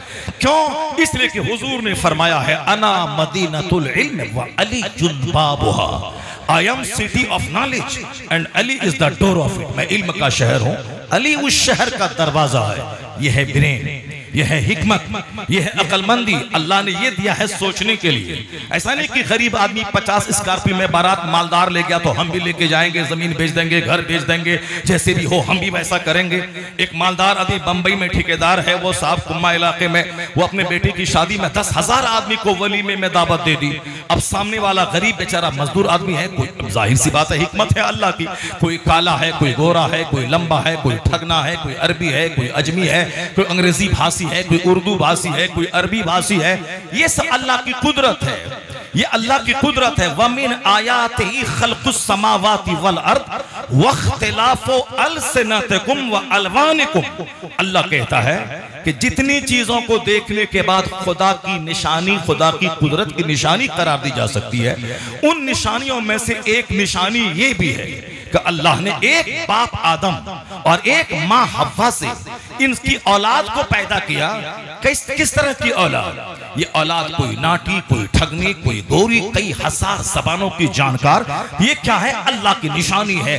वो अजीम खुदा कि एक बाप एक माँ से हजारों जबान की जानकार, हजारों टाइप की सोच के लोगों को अल्लाह ने पैदा कर दिया।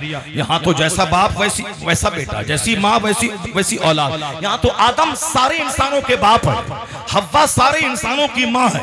तो आदम और हव्वा से मुख्तलिफुल लिसान, अलग अलग जबान के लोगों को, अलग अलग रंग के लोगों को पैदा किया। ये अल्लाह रब्बुल इज्जत की कुदरत है, ये अल्लाह रब्बुल इज्जत की कारीगरी की हिकमत है।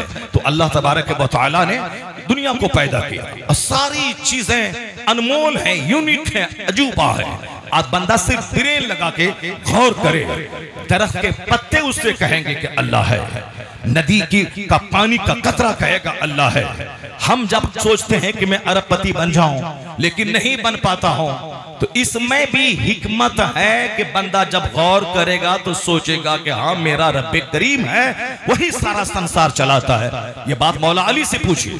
मौला अली कहते हैं अरफ तो रब्बी पे फस्खिल अज़ाइन, मेरे इरादे जब टूट जाते हैं तो मैं समझ जाता हूं कि कोई है जो अपनी चलाता है, मेरी चलने नहीं देता है। क्या मतलब? कौन है? वही खुदाई वाहिद की जात है जो अपनी चलाता है, अपनी मर्जी चलाता है। बंदा कुछ भी चाहे, बंदे का चाहा हुआ सब कुछ नहीं होता है, वही होता है जो मंजूरे खुदा होता है। तुम हम लोग तो बस आसमान को देखा हंसा, जंगल को देखे हंसे, दूसरे का चेहरा देखा हंसने लगे, मस्जिद में कहकहा, जंगल में कहकहा, कब्रिस्तान में कहकहा, डेड बॉडी के सामने कहकहा। हमेशा हंसने वाला पागल होता है, हमेशा हंसने वाला अक्ल से आरी होता है। वक्त वक्त पे हंसने मुस्कुराने वाला, वक्त वक्त पे संजीदा गमगीन हो जाने वाला। अगर किसी की बीमारी की खबर मिली, अब वहां जाके आप हंसने लगे, लोग कहेंगे पागल है। किसी की मैयत मौत की खबर मिली, अब वहां जाके हंसने लगे, लोग कहेंगे पागल है। मौत की खबर मिली, बंदा गमगीन हो जाता है। रिश्तेदार की बीमारी की खबर मिली, बंदा अफसोसनाक चेहरा लेके बैठ जाता है। अगर आपको नहीं आता हो चेहरा बनाना तो प्रधानमंत्री मोदी जी से सीख लीजिए। साहब इस कदर वो गमगनाक चेहरा बना लेते हैं। कहीं कहीं संतावना देने चले गए, जिसको आप लोग कहते हैं कि किसी की ताज़ियत के लिए चले गए, वहां गए, बिल्कुल खामोशी की तस्वीर बन जाते हैं, चेहरे से बिल्कुल गम के आसार झलकते हैं। जब कभी उनका चेहरा हम देखते हैं, हमको लगता है हाँ ये हकीकत में चेहरा है। चेहरा कैसा है? जब किसी के घर में गम का माहौल हो, मैयत का माहौल हो, दो चार बच्चे मर गए हों, समाज के दो चार बच्चे पानी में डूब गए हों, वहां नहीं बोले कि मैं तुम्हारे गांव की नदी बना, नदी सुखा दूंगा, नदी का पानी खत्म कर दूंगा ताकि न पानी रहेगा न तेरा बच्चा डूब के मरेगा। नहीं, वहां ज्यादा भाषण वो नहीं देते, वहां चुपचाप खामोशी की तस्वीर बन जाते हैं। यही होना चाहिए। कब्रिस्तान में खामोशी की तस्वीर बंदा बन जाए, मस्जिद में चुपचाप अहकमुल हाकिमीन, जो सारे हाकिमों का सबसे बड़ा हाकिम है, उसके दरबार में आए हैं। कोर्ट कचहरी में छोटा सा इंसान, एक छोटा सा हाकिम है, उसके सामने कोई सीना खोल के जाए तो फौरन निकल जा बाहर। ये कोई मैदान या पॉलिटिकल चैम्बर नहीं है, इसको लगाओ यहाँ। साहब आस्तीन को समेटो, आस्तीन को खोल दो, और साहब ये जो तुमने पैंट मोड़ दिया उसको खोलो, और ये जो तुम गमछा गले में लगाया है नेतागिरी करने के लिए, ये गमछा हटाओ। हाकिम के सामने जा रहे हो, बिल्कुल डिसिप्लिन्ड बनकर, सिविलाइज्ड बन के जाओ। मामूली सा दुनिया का हाकिम आज है कल मर जाएगा, आज है कल कुर्सी से हट जाएगा, ये उसका एहतराम है। उसके चैम्बर में जाने से पहले बंदा अलर्ट हो जाता है। मस्जिद अहकमुल हाकिमीन का दरबार है, सारे बादशाहों का बादशाह उसका दरबार है। जैसे चाहा घुस गया, सीना खोल के घुस गया, वो दोनों पांव को बिल्कुल जानवरों की तरफ फैला के घुस गया, आप बिल्कुल साफ आस्तीन समेट के घुस गया, जैसे कुश्ती लड़ने के लिए जा रहा है। एक नमाज का वो तरीका जो हमारे बुजुर्गों ने बताया है, जो हनफियुल ख्याल तरीका है, यानी दोनों पांव के बीच में 4 अंगुल की जगह रहेगी, बंदा बिल्कुल सजदे की जगह पे निगाह टिकाए, जब वह खड़ा रहे, रुकू में जाए तो पांव को देखे, कादा में रहे तो गोद पे रखे, सलाम पेरे तो निगाह कांधे पे रहे, और नाफ के नीचे हाथ बांध ले, अदब से खड़ा हो, अदब से सजदे में जाए, कुछ न बोले, इमाम बोल रहा हो, सारे मुक्तदी खामोश रहे। ये जो इस तरह जबरदस्त तरीका है फिक़्ह हनफी का, जिससे डिसिप्लिन झलकता है, जिससे अदब झलकता है, जिससे तहजीब झलकती है, जिससे आला मेयार का कल्चर छलकता है, ये अहकमुल हाकिमीन का दरबार है। वहां जाके चिल्लाना नहीं चाहिए, मस्जिदों में जाके कहका नहीं मारना चाहिए। अगर रुकू सजदे वाली नमाज मगर आपने इतना हंसा के बाजू वाला सुन लिया तो आपकी नमाज भी गई, आपका वजू भी गया। इसे परसों मैं अपनी मस्जिद में एक बच्चा को देखा, वो बिल्कुल सलाम फेरने से पहले अपने साथी को ऐसे कर भी रहा है और आवाज से हंस भी रहा है। सलाम फेरने के बाद मैंने कहा कि बेटे जाओ वजू करो, तुम्हारा वजू भी गया, तेरी नमाज भी गई। क्योंकि रुकू सजदे वाली नमाज में जो भी हंसे, इतनी हंसी के बगल वाला सुन ले। मुस्कुराने से वजू नहीं टूटता, हंसने से जिसकी आवाज दूसरों तक पहुंच जाए उससे वजू भी टूट जाता है और नमाज तो खत्म हो ही जाती है।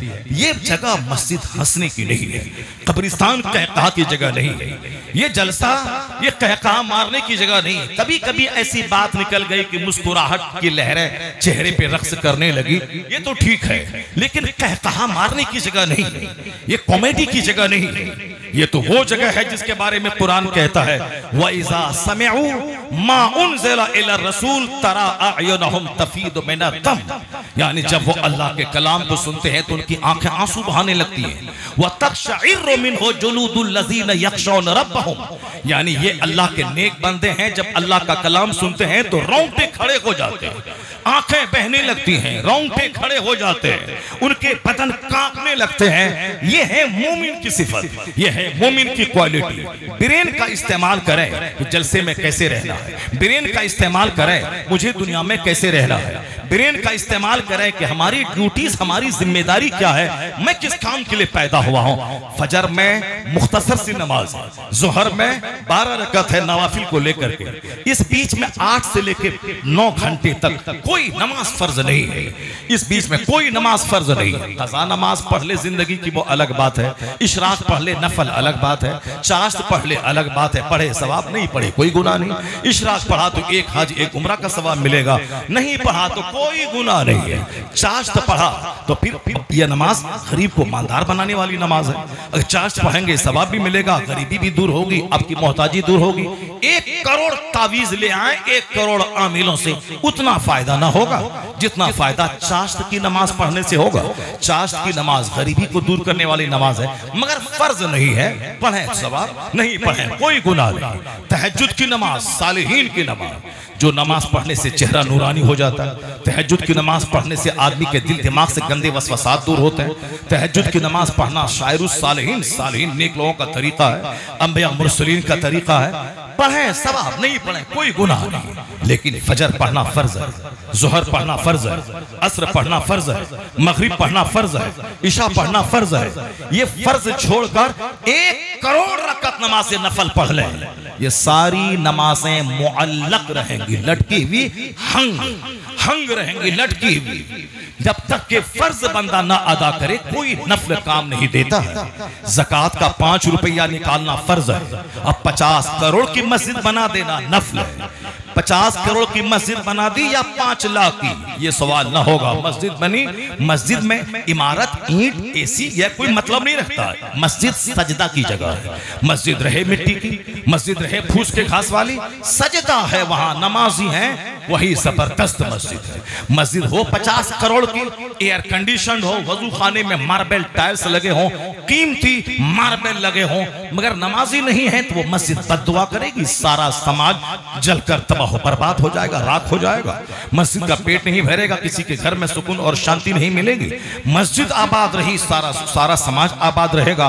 तो मस्जिद की तामीर का मकसद है नमाज, मगर बेवकूफों ने समझ लिया कि मस्जिद की तामीर का मतलब है समाज की इज्जत, पैसा कमा के खूब बुलंद मीनार, खूब मार्बल टाइल्स, एसी, कुछ नहीं मिलेगा जब तक के बंदा नमाज ना पढ़े, जब तक के बंदा फर्ज ज़कात ना अदा करे, क्योंकि ज़कात फर्ज है और 5 करोड़ की मस्जिद बनाना नफल है, और कोई नफल कबूल नहीं होता जब तक के बंदा फर्ज ना अदा करे। अपना रोजा रखना फर्ज है, 1 करोड़ आदमी को इफ्तार करवाना नफल है, और जब तक अपना फर्ज रोजा नहीं रखे 1 करोड़ बंदे का इफ्तार करवाना यानी कि हंग रहेगी, लटकी भी रहेगी जब तक के बंदा फर्ज का हिसाब ना अदा कर दे। उसी तरह से फजर की नमाज फर्ज है, जोहर की नमाज फर्ज है, इस बीच में कोई नमाज फर्ज नहीं है। कभी आपने तन्हाई में बैठ के गौर किया कैसे क्यों नहीं फर्ज है? जब गौर करेंगे तो पता चलेगा कि ये वक्त है कमाने का, ये वक्त है मैदान में जाने का, ये वक्त है खेत खलिहान में जाने का, ये वक्त है स्कूल जाने का, ये वक्त है मदरसा जाने का, ये वक्त है खूब मेहनत मुशक्कत करके पैसा कमाने का, ताकि खुद खाऊं, माँ बाप को खिलाऊं, खुद खाऊं, समाज के गरीबों को खिलाऊं। कोढ़ी बन के नहीं रहूं कि कोई पंजाब दिल्ली से कोई सेठ आया उसके दरवाजे पे जाके भीख मांगू कि मैं बीमार हूं, इलाज कराने के लिए पैसा दीजिए, मेरी बेटी की शादी है और शादी में खर्च करने के लिए पैसा दीजिए। नहीं, ये 8 घंटे कोई नमाज फर्ज नहीं है। इसीलिए ये वक्त है मेहनत करने का, ये वक्त है काम करने का, ये वक्त है स्कूल जाने का, ये वक्त है दफ्तर जाने का, ये वक्त है खेत में हल चलाने का, ये वक्त है मेहनत मुशक्कत करके जरखेज बंजर जमीन को जरखेज बनाने का, पहाड़ की खुदाई करके पानी निकालने का। जितनी मेहनत ज्यादा करोगे उतनी ही रोजी मिलेगी, उतना ही खुशहाल दुनिया में रहोगे।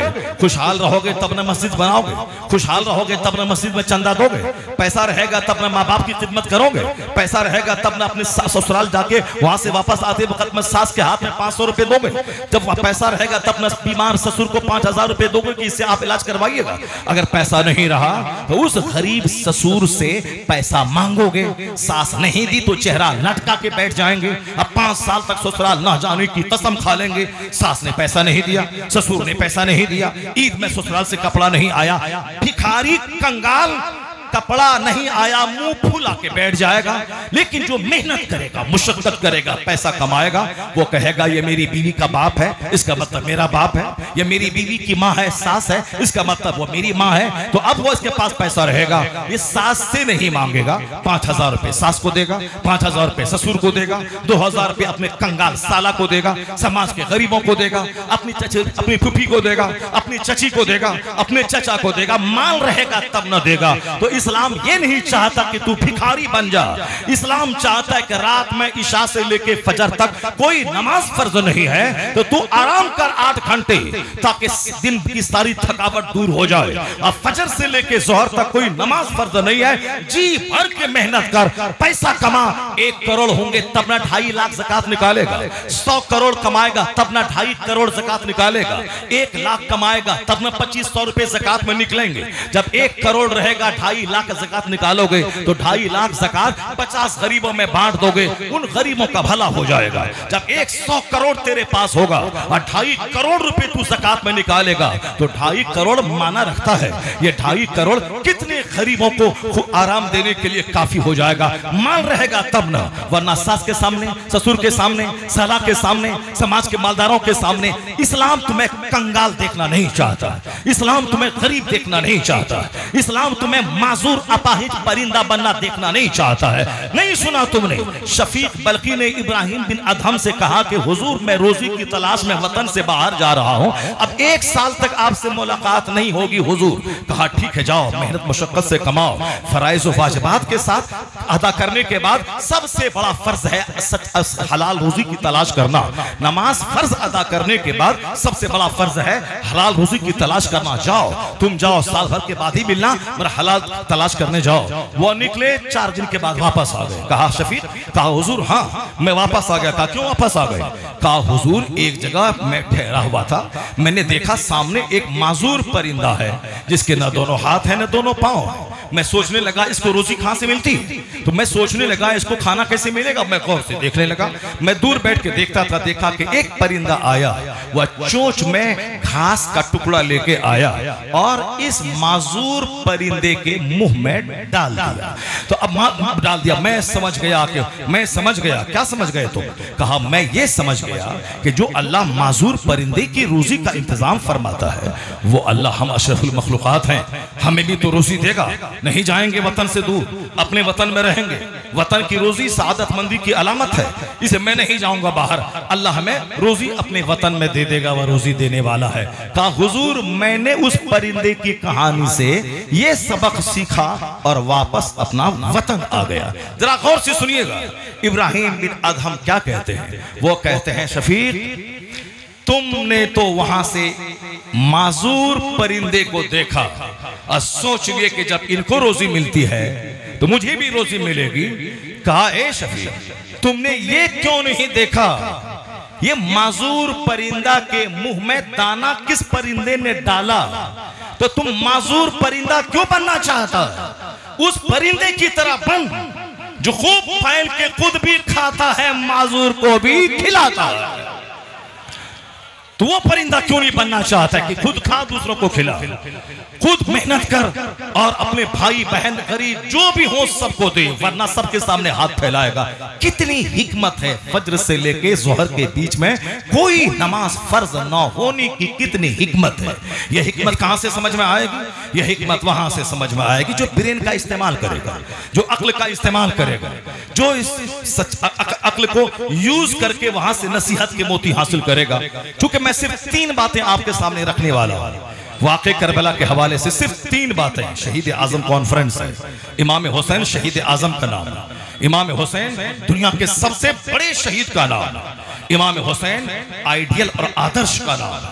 हम लोग तो जो कहते हैं, हम लोग इमाम हुसैन की याद कैसे मनाते हैं? हमारे समाज के लोग कैसे मनाते हैं? हमारे समाज के लोग हाथ में त्रिशूल, हाथ में साहब बर्छी ले लिया, हाथ में छुरी ले लिया, हाथ में तलवार ले लिया, हाथ में लाठी ले लिया, गले में ढोल लटका लिया, डीजे ले लिया, बिंजू ले लिया, बाजा ले लिया, साहब तमाशा ले लिया, ताजिया में दुलदुल घोड़ा बना दिया, घूम घूम के औरतों से चंदा लिया, ताड़ी पिया, शराब पिया, नाचा कूदा गाया, और मुहर्रम की 10 तारीख को एक फर्जी करबला में दफन कर दिया। उसके बाद वहां से लौट के आ गए और निशान को गाड़ दिया, और 3 दिन के बाद तीजा करने लगे, 4 दिन के बाद चहरम करने लगे, 40 दिन के बाद चहलुम करने लगे। और हर साल इमाम हुसैन को उस करबला में जाके गाड़ना है और फिर तीजा करना है।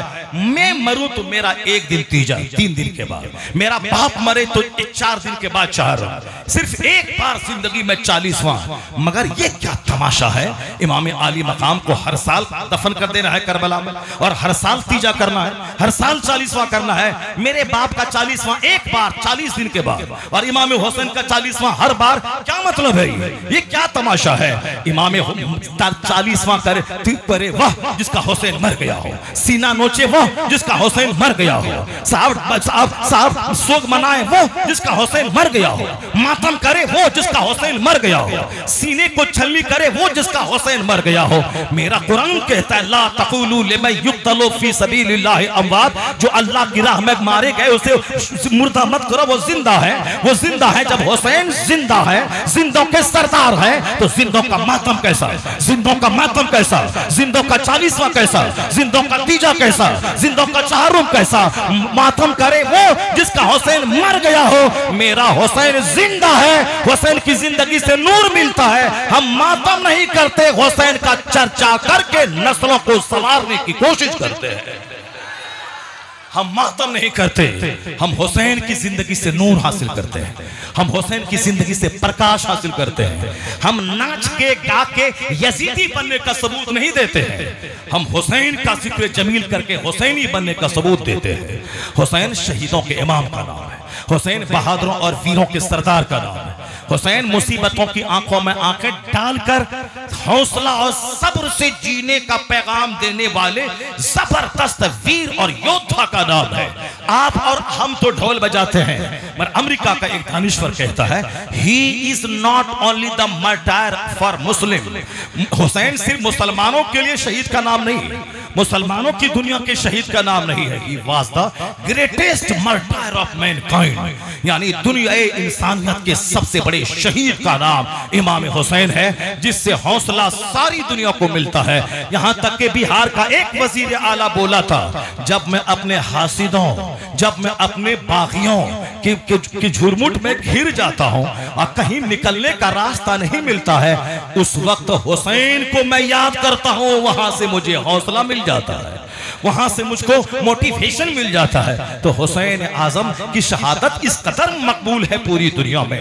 मेंबर पे हुसैन, मेहराब में हुसैन, जलसगाह में हुसैन, खानकाह में हुसैन, राइटर की नोके कलम पे हुसैन, अमेरिका में हुसैन, यूरोप में हुसैन, इंडिया के हर क्षेत्र में हुसैन, हर जगह हुसैन हुसैन हुसैन। इसलिए कहने वाला कहता है मकबूल किस कदर है शहादत हुसैन की कि हर दिल में जागुजी है अकीदत हुसैन की, हर दिल में जागुजी है अकीदत हुसैन की। तो हुसैन आजम का चर्चा इस स्टाइल में किया जाए, न कि वह मातम और बरसी के स्टाइल, मातम और 40वां के स्टाइल में किया जाए। हुसैन जिंदों के सरदार का नाम है। अल्लाह की राह में मारे गए वो शहीद है, शहीद जिंदा है, अल्लाह के नजदीक रोजी मिलती है, शहीद जिंदा है, जिंदों से रोशनी मिलती है, हौसला मिलता है। अब जरा गौर से सुनिए, हुसैन आजम की जिंदगी की सिर्फ 3 बातें आपके सामने मैं रखता हूँ। ये बातें जो मैंने करी आपके सामने मकसद हयात के ताल्लुक से एक तमहीदी गुफ्तगू थी, ताकि आप जान जाए कि इस्लाम की तालीमात का निचोड़ क्या है।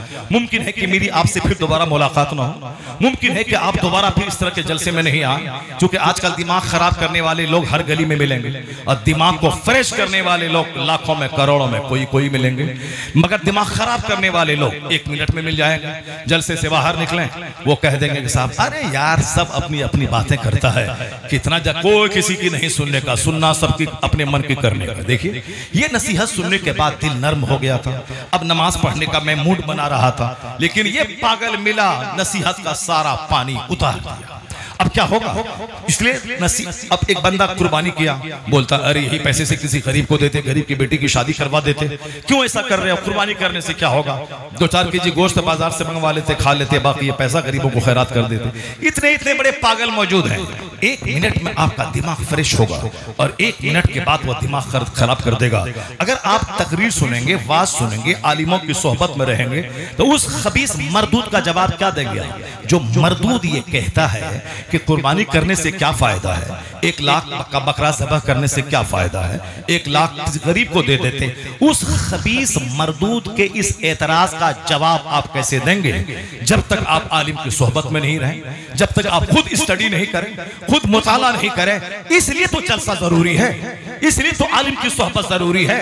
हदीस में क्या कहा गया? कुन आलिमन औ मुतअल्लिमन औ मुस्तमिअन औ मुहिब्बन फला तकुन लिल गामिस फतहलिक। हदीस में क्या कहा गया?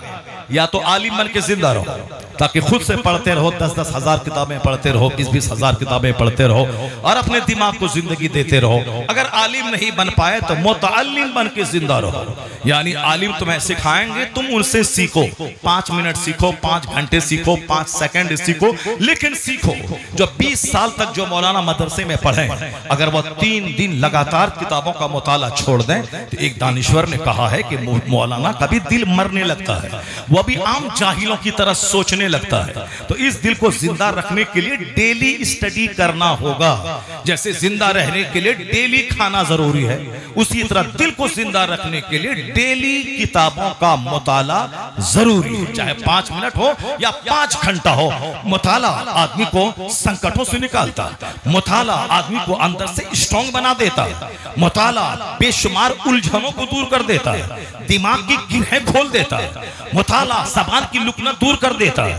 हम लोगों को ना माल जाल चाहिए, हम लोगों को अपने घर में मॉल बना देते हैं। प्लेट 5 की जरूरत है तो 50 प्लेट, साहब कप 10 की जरूरत है तो 20 कप, 10 गिलास की जरूरत है तो 50 गिलास। ये हम लोग अपने घरों को मॉल बनाते थे। चुप बात कर रहे थे। हम लोग अपने घर में सामान का मॉल लगा देते हैं, हम लोग अपने घर में सामान का जाल बिछा देते हैं। लेकिन जो लोग पढ़ने वाले लोग होते हैं, वो पढ़ने वाले लोग कैसे होते हैं? पाकिस्तान में एक डॉक्टर कौसर नियाजी, गौर से सुनिए मेरी बात, पाकिस्तान के वजीर तालीम थे, उनकी अपनी निजी लाइब्रेरी में 10,000 किताबें थी। 10,000 चंदा करके नहीं, अपने पैसे से तनख्वाह मिल रही है, उसी में से 2% निकाल दिया कि हर महीने किताब खरीदना है, लाइब्रेरी में लाना है। हम लोगों को जब माल जमा करने का जुनून होता है तो पैसे को दांत से पकड़ के रखते हैं, फिक्स डिपॉजिट करते हैं, उससे साफ फला सामान खरीद लिया, फिर उसको बेच करके फला खरीद लिया, इसके बाद ये प्लॉट खरीद लिया, उसको महंगे में बेच कर फिर दूसरा प्लॉट ले लिया, यानी इसी में करते करते मर गया, प्लॉट से कोई फायदा नहीं मिला। और हुजूर ने कहा था 1400 साल पहले, वला तत्तखिजू ज़ैआ फतरगबू फीहा फिद दुनिया, माल असबाब जमीन की खरीदारी के पीछे ज्यादा मत पड़ना, वरना दुनिया की तरफ तरफ राग़िब हो जाओगे, इबादत की लज्जत नहीं मिलेगी, सजदे में भी जमीन मकान माल ही नजर आएगा, न सजदे की लज्जत मिलेगी और एक नाकाम सी जिंदगी गुजार के दुनिया से चले जाओगे। मकान जरूरत है ताकि मैं उसमें रहूं, और रहूं क्यों? ताकि मैं अल्लाह की इबादत करूं। कपड़ा जरूरत है क्योंकि मैं सत्र छुपाऊं। सत्र क्यों छुपाऊं? मैं जिंदा रहूं ताकि मैं अल्लाह की इबादत कर सकूं। खाना जरूरी है क्यों? ताकि मैं जिंदा रहूं। और जिंदा क्यों रहूं? ताकि मैं अल्लाह की इबादत करूं। इस नजरिए से खाना जरूरी है, पहनना जरूरी है, मकान भी जरूरी है। इसके अलावा नुमाइश के लिए दौलतों के अंबार करने वाला वो खसारे ही में रहता है, यानी इबादत की लज्जतें उसको नहीं मिल पाती हैं। जरा देखिए वो किताब का मुताला करने वाला रसिया किताब का डॉक्टर कौसर न्याजी कहते हैं कि मेरी प्राइवेट अपनी लाइब्रेरी में 10,000 किताबें हैं और मैं 10,000 किताब पढ़ चुका हूं। लेकिन अगला बयान सुनिए, 10,000 किताबों के पढ़ने के बाद कौसर न्याजी कहते हैं कि यह तो मेरा अपना मुताला है, जिंदगी में उतनी रोटियां मैंने नहीं खाई है जितनी मैंने किताबों का मुताला किया है। ये कौसर न्याजी कहते हैं इतनी रोटी मैं नहीं खाई जितनी मैंने किताबों का मुताला किया।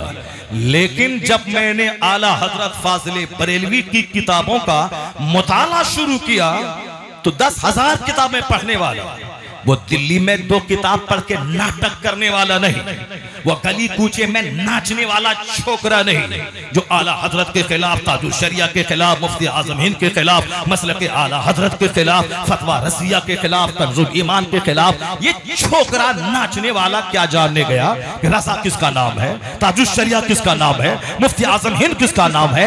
ये 10,000 किताबें जिस बंदे ने पढ़ी हैं उसका स्टेटमेंट है कि हमने जिंदगी में उतनी रोटियां नहीं खाई है जितनी मैंने किताबों का मुताला किया है। लेकिन इतनी किताबें पढ़ने के बाद जब मैंने आला हजरत की किताब का मुताला शुरू किया, ऐसा लगा जैसे अब तक मैं किनारे किनारे था, अब मैं इल्म के समंदर में गोता लगा रहा हूं। अब मैं इल्म के समंदर में गोता लगा रहा हूं।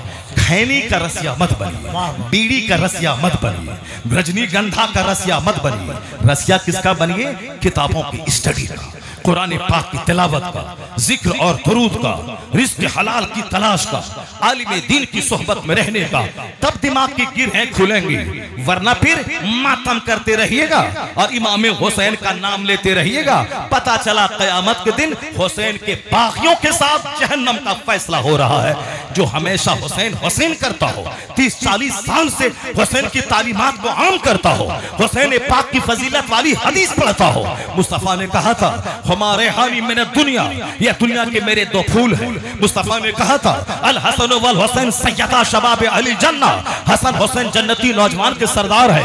हुजूर ने कहा था हमा इब्ना या इब्ना बिनती, या मेरे दोनों बेटे हैं, मेरी बेटी के बेटे हैं। मुस्तफ़ा ने कहा था अल्लाहुम्मा इन्नी उहिब्बुल हसन वल हुसैन फअहिब्बहुमा व अहिब्बा मैं युहिब्बुहुमा।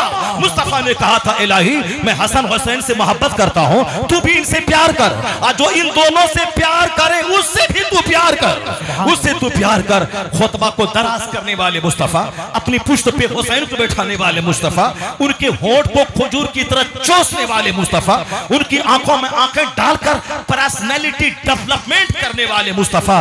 पर्सनैलिटी डेवलपमेंट यानी शख्सियत को मजबूत करना। कमजोर आदमी वो होता है जो किसी लड़की के सामने फिसल गया, जो किसी नौकरी के सामने फिसल गया, जो हराम के सामने फिसल गया, जो सूद के सामने फिसल गया। मगर पर्सनैलिटी डेवलपमेंट, जो मजबूत पर्सनैलिटी का मालिक होता है उसको जालिम हिला नहीं सकता है, उसको हराम कमा हराम की का 1 करोड़ हिला नहीं सकता है, हलाल का 1 रुपया वो चूज कर लेता है, हराम के करोड़ों को ठुकरा देता है। वह उसूल का आदमी होता है, वह आइडियोलॉजी का आदमी होता है, जिसकी पर्सनैलिटी डेवलपमेंट होती है, तरक्की याफ्ता होती है, तो वो जुल्म से टकरा जाता है। नहीं जानता कि मेरी जान जाएगी या रहेगी, वह जुल्म से टकरा जाता है।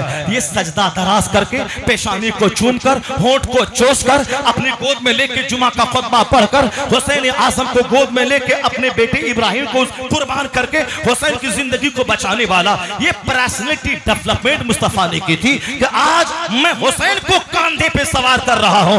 कल मेरी उम्मत का बोझ अगर हुसैन के कांधे पे जाए, मेरा ये नवासा मुस्कुराता हुआ इस बोझ को उठा ले। नारे तकबीर, नारे रिसालत, शहीद आजम कॉन्फ्रेंस। अपने बच्चों को सिर्फ टॉफी मत दीजिए, अपने बच्चों को सिर्फ टॉफी मत दीजिए, अपने बच्चों को सिर्फ बर्गर मत दीजिए, अपने बच्चों को सिर्फ चॉकलेट मत दीजिए, बल्कि अपने बच्चों को हलाल खाने का और प्योर सामान खाने का आदी बना दीजिए। कैसा आदी? इमाम हसन है, सदके की खजूर आई है, गरीबों मिस्किनों के लिए वो सदके की खजूर है। इमाम हसन छोटा सा बच्चा है, उसको क्या खबर कि सदके की खजूर है कि ज़कात की खजूर है कि हेबा की खजूर है, उसे क्या मतलब? खजूर थी, उंगली बढ़ाया, मुंह में डाल दिया, मुंह में डाल दिया। हुजूर ने क्या किया? आका अलैहिस्सलाम ने उंगली मुंह में डाल दी और मुंह से खजूर निकाल के कहते क्या कहा? छी छी, मेरे बेटे ज़कात नहीं खाते हैं, मेरे बेटे सदका का माल नहीं खाते हैं, मेरे बेटे मेरी औलाद सदका का माल नहीं खाती है। सदका तो लोगों का मैल है, मेरे बच्चे मैल नहीं खाते हैं। तो जिस मुस्तफ़ा ने हुसैन के मुंह से मैल वाली खजूर निकाल दिया ताकि हुसैन का मन मैला ना हो, हुसैन की सोच मैली ना हो, हुसैन की पर्सनैलिटी मैली ना हो, हुसैन अंदर से बाहर से इतना स्ट्रॉन्ग हो चुके थे कि जिंदगी में जो फैसला 1 करोड़ आदमी ना ले सके वह फैसला हुसैन ने लेके दिखा दिया है। मजबूत पर्सनैलिटी का मालिक। अब जरा 3 बातें मेरी गौर से सुन लीजिए। हुसैन आजम की इस तरबियत का क्या रिजल्ट निकला, हुसैन की इस तरबियत का क्या फायदा निकला। हर माँ बाप को चाहिए कि अपनी औलाद की जबरदस्त तरबियत करे, अच्छी अच्छी बातें सुनाए, अच्छी अच्छी कुरान और कहानियां सुनाए और प्यार दे। 1 से लेकर 10 साल तक सिर्फ प्यार। उस वक्त में डांटना नहीं है, गंदी गंदी बातें नहीं करना है, मार देंगे तुम, ऐसा है, काट देंगे, पीट देंगे, तुम निकम्मा है, तुम बदतमीज है, तुम क्या कुछ कर पाएगा, नहीं। 1 से लेकर 10 साल तक अपने बच्चों को खूब प्यार दीजिए, कांधे पे बैठाइए, सीने से लगाइए, अपने साथ लेके मस्जिद में जाइए, अपने साथ दस्तरखान पे बैठ के खिलाइए, अच्छी अच्छी बातें उनके सामने कीजिए, क्योंकि वो आपके सारे जुमले को बच्चे नोट करते हैं और जब वो कायदे से बोलने के लायक बनते हैं तो फिर वो आप जो बोले हैं वही दोहराते हैं। वो जिसकी माँ फसीहुल लसान हो उसका बेटा फसीह उर्दू बोलता है, जिसका बाप अच्छी उर्दू बोलता हो उसके बच्चे भी अच्छी उर्दू बोलने लगते हैं। अगर बाप बोलता हो कि दाल गाढ़ी है तो बच्चा कभी नहीं बोलेगा दाल गाढ़ा है, दाल पतला है। जब बाप बोलता हो अजान हो रही है, माँ बोलती हो अजान हो रही है, बच्चा कभी नहीं बोलेगा कि अजान हो रहा है अम्मी, नहीं। वो जब भी बोलेगा तुतला के बोले, हकला के बोले, जब भी जबान खुलेगी वही बोलेगा जो उसके इस दिमाग में माँ बाप की बोली जो स्टोर है अनकॉन्शियस में, लाशऊर में, जब बोलने लगेगा तो लाशऊर से शऊर की तरफ वही जुमले आएगा जो इस गोडाउन में जमा हुआ है। इसलिए औलाद को, माँ बाप को चाहिए अपने बच्चों के सामने खूब जी भर के प्यार करे, अच्छी अच्छी बातें करे। कब? 1 से लेकर 10 साल तक, और 10 साल लेके 20 में अपने बच्चों को खूब काम करवाए, रगड़ दे बच्चों की जिंदगी। पानी लाओ, फकीर को दो, स्कूल जाओ, ट्यूशन जाओ, कोचिंग सेंटर जाओ, दस्तरखान बिछाओ, खाना लाओ, बाजार जाओ, सब्जी लाओ, साइकिल लेके जाओ, क्रिकेट खेल के आओ ताकि हड्डी मजबूत होगी, और फिर फौरन 6 बजे आ जाओ। 6:10 पे तुम क्यों आए? यानी 1-1 मिनट की खबर बच्चे के लिए। यह उम्र है बच्चों के बिगड़ने का, यह उम्र है बच्चों के संवरने का। यानी बच्चे को गुलाम बना दे, उसको रगड़ दे, रौंद दे, इतना काम करवाएं कि बिल्कुल बिजली की तरह उसकी पर्सनैलिटी हो जाए। इस कदर उसको रगड़ दे। रात के 10 बजे सोया हो या 2 बजे सोया हो, फजर के टाइम में उसको उठाएं, चलो मस्जिद चलो। वो बोले, माँ बोले सर में दर्द है, छोड़ दिया, कुछ नहीं, उठो जल्दी उठो, उठो नमाज पढ़ने चलो। यानी फजर में उठ जाना है, फिर स्कूल जाओ, 5 घंटे के बाद स्कूल से आओ, फिर चलो जोहर में जाओ, जोहर की नमाज पढ़कर फौरन किताब लेके बैठ जाओ। बस खाना खाते वक्त रोलान प्यार करना है, उसके बाद उसको खूब खटाना है, काम लेना है ताकि कोढ़ी ना बन जाए, या सुस्त ना बन जाए, ये गाफिल काहिल ना बन जाए। जैसे हमारे मदरसे के कुछ बच्चे होते हैं, उनको अगर हम नहीं डांट डपट करें, वह लुंगी पहन के वो सोएगा, उसी लुंगी को पहन के नमाज पढ़ने जाएगा, उसी लुंगी को पहन करके क्लास में जाके बैठ जाएगा। अगर उसको ज्यादा डांट डपट ना करें तो जिस कमरे में जहां खाएगा उसी कमरे में फेंक डालेगा। अगर मौका मिले वहीं गुटखा खा के थूकेगा, मौका मिले वहीं पेशाब भी कर देगा, मौका मिले वहीं पखाना भी कर देगा। यानी इस कदर सुस्त काहिल। स्कूल के बच्चों को जाके देखें, खेल का लिबास अलग, रात में सोने का लिबास अलग, क्लासरूम का लिबास अलग, और फिर एक्स्ट्रा टाइम ट्यूशन का लिबास अलग। एक दिन में 4 कपड़े उसको पहनवाया जाता है। अगरचे उसकी जरूरत नहीं है, लेकिन एक्टिव बनाने के लिए, इसको स्ट्रॉन्ग करने के लिए, सुस्ती से बचाने के लिए, लेजीपन से बचाने के लिए यह काम करवाया जाता है। आका अलैहिस्सलाम ने हसनैन करीमैन की वो शख्सियत साजी की है, पर्सनैलिटी डेवलपमेंट किया है कि हमेशा उस पर नजर रखते थे। और जब नमाज पढ़ने जाते कहते फातिमा हुसैन को मत रुलाओ, उनके रोने से मुझको तकलीफ होती है। जब जुमा का खुतबा दे रहे हैं, दोनों बच्चे लुढ़कते हुए अपने घर से आ रहे हैं। इधर मस्जिद नबवी है, बाजू में आपका हुजरा है, उसी के बाजू में फातिमा ज़हरा का हुजरा था। तो अब वहां बाजू में हुजरा है, अब वहां हुसैन रोते हैं, सरकार को तकलीफ होती है। अब जब मेंबर पे खुतबा दे रहे थे, हुसैन अपने कमरे से निकले और लुढ़कते हुए गिरते हुए सरकार की तरफ बढ़ने लगे। हुजूर खुतबा-ए जुमा दे रहे थे, वो खुतबा जुमा छोड़कर नीचे उतरे, उन दोनों को बाजू में लिया और खड़े होकर खुतबा देने लगे और ये कहने लगे, सच औलाद फितना है, मेरा इनका लड़खड़ाना मुझसे देखा नहीं गया और मैं मेंबर से नीचे उतरकर इसको मैंने अपने बाजू में ले लिया। वाकई औलाद फितना है। क्या मतलब? औलाद आजमाइश है, औलाद आजमाइश है। हुजूर ने हुसैन को गोद में लेके खुतबा दिया। जो माँ अपने बच्चों को गोद में लेके गाना सुनेगी, उसका बच्चा तो गाना सुनने वाला होगा। जो बाप अपने बच्चे को लेके गेम खेलेगा, उसका बच्चा तो बहुत बड़ा एक्सपर्ट इन गेम हो जाएगा। लेकिन जो बाप अपने बच्चों को लेके कुरान पढ़ेगा, जो बाप अपने बच्चों को लेके कुरान पढ़ेगा, जो नाना अपने नवासे को लेके खुतबा देगा, जो बच्चा माँ को तिलावत करता हुआ देखेगा, रात भर एक सजदे में सहर हो रही है, बाप दिन भर 50 केजी की तलवार उठा के जिहाद कर रहा है। अब कैलकुलेटर लेके नापने मत लगिएगा कि 50 केजी की तलवार थी या 5 केजी की तलवार थी या 40 केजी की तलवार थी। वह कैलकुलेटर लेके नापिएगा मत। मैंने 50 केजी का मतलब कहा, एक वजनी, एक भारी भरकम तलवार लेकर मौला अली जिहाद करते थे। वह जिहाद करते थे और तलवार मैदान जंग में जब अली जाते थे तो आला हजरत की ज़बानी सुनिए। जो लोग आला हजरत पर इल्जाम लगाते हैं, बदतमीज, वो क्या जाने आला हजरत किसका नाम है। आला हजरत का मर्तबा तो क़यामत के दिन पता चलेगा, लेकिन इस दुनिया में यह मर्तबा है कि ऑक्सफोर्ड में रजा, कैम्ब्रिज में रजा, हॉलैंड में रजा, ऑस्ट्रेलिया में रजा, हिंदुस्तान के सारे स्टेट्स में रजा, यूनिवर्सिटी में रजा, मेंबर पे रजा, मेहराब पे रजा, मस्जिद में रजा, करोड़ों नाम है जिसके नाम के साथ लफ्ज़ रजा। रजा ने इस कदर दीन का काम किया कि ना ठीक से खाया, ना ठीक से सोया, ना ठीक से रिश्तेदारों के घर गए, सिर्फ पढ़ा लिखा मजहब इस्लाम पे होने वाले हमलों का जवाब दिया। तो अल्लाह ने वो मर्तबा दिया कि तू जिया मेरे लिए। अब रजा को बरेली के सौदागरान से अल्लाह ने उठाया और शोहरत के उस आसमान पे पहुंचा दिया कि हर तरफ रजा रजा, वादी रजा की, कोहे हिमाना रजा का है, जिस समत देखिए वो इलाका रजा। वाह, नारे तकबीर। ये मर्तबा, रिसालत, ये शोहरत खिदमत से मिलती है, ये शोहरत खिदमत से मिलती है। आला हजरत का सलाम मैंने अपने कानों से मदीना शरीफ में सुना, मैंने अपने कानों से तवाफ़े काबा करते हुए मैंने लोगों को देखा।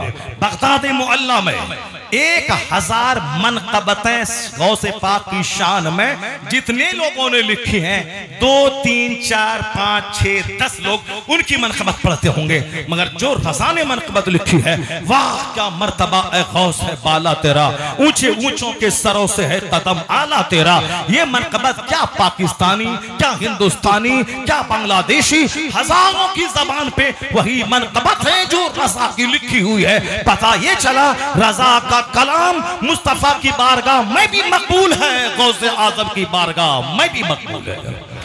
आशिक रसूल को दीन की खिदमतों का इनाम अल्लाह ने अता फरमाया है। अब जरा गौर से सुनिए, बहुत सारे लोग तरह तरह की बातें करते हैं। Personality development.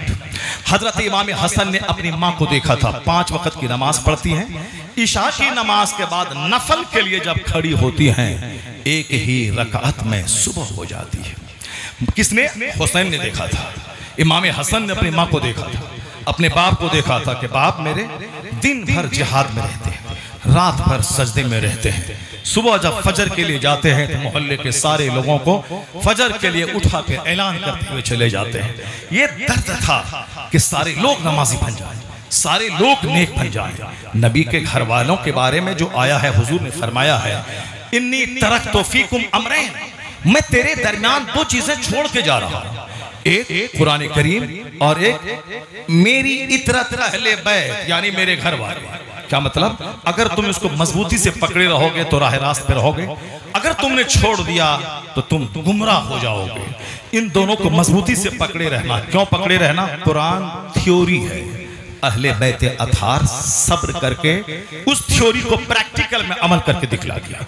कुरान ने क्या कहा? इस्ताईनु बिस्सब्र वस्सलाह, नमाज और सब्र से मदद मांगो। इमाम हुसैन ने नमाज पढ़ के दुनिया वालों को बता दिया कि नमाज कैसे पढ़ी जाती है। 5 वक्त की नमाज के अलावा कई 100 रकत नमाज रोजाना इमाम हसन इमाम हुसैन नफल पढ़ते थे। 55 साल की जिंदगी में 25 हज पैदल मदीना से अरफात चल के इमाम हुसैन ने किया। 25 हज दोनों भाइयों ने किया। 25 हज।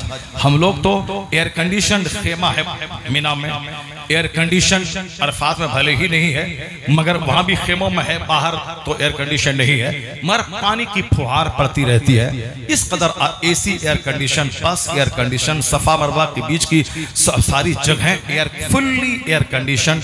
मताफ में अगरचे खुला आसमान है लेकिन मस्जिद हराम से बिल्कुल एसी की ठंडी हवा का झोंका आता है। सारे तवाफ करने वाले मस्त रहते हैं चिलचिलाती धूप में, मगर जमीन ठंडी है और चारों तरफ से ठंडी हवा आ रही है। उसके बावजूद अगर 2 हज कर लें तो तीसरे हज करने की ताकत नहीं होती है। 4 कर लें तो 5वीं बार जाने की हिम्मत नहीं होती। चलो फर्ज अदा हो गया, अब क्या जाए, और 2-4 नफल कर लिया, अब क्या जाए। मगर 1400-1300 साल पहले न संगलाख रास्ता, न एयर कंडीशन है, न सड़कें हैं, बस पहाड़ पे चढ़ना है, वहां से नीचे उतरना है, कटीली राहों से जाना है, पत्थर कांटे, फिर दूसरे पहाड़ पे चढ़ना है, फिर नीचे उतरना है। 400 किलोमीटर दूर पांव जख्मी हो जाते थे।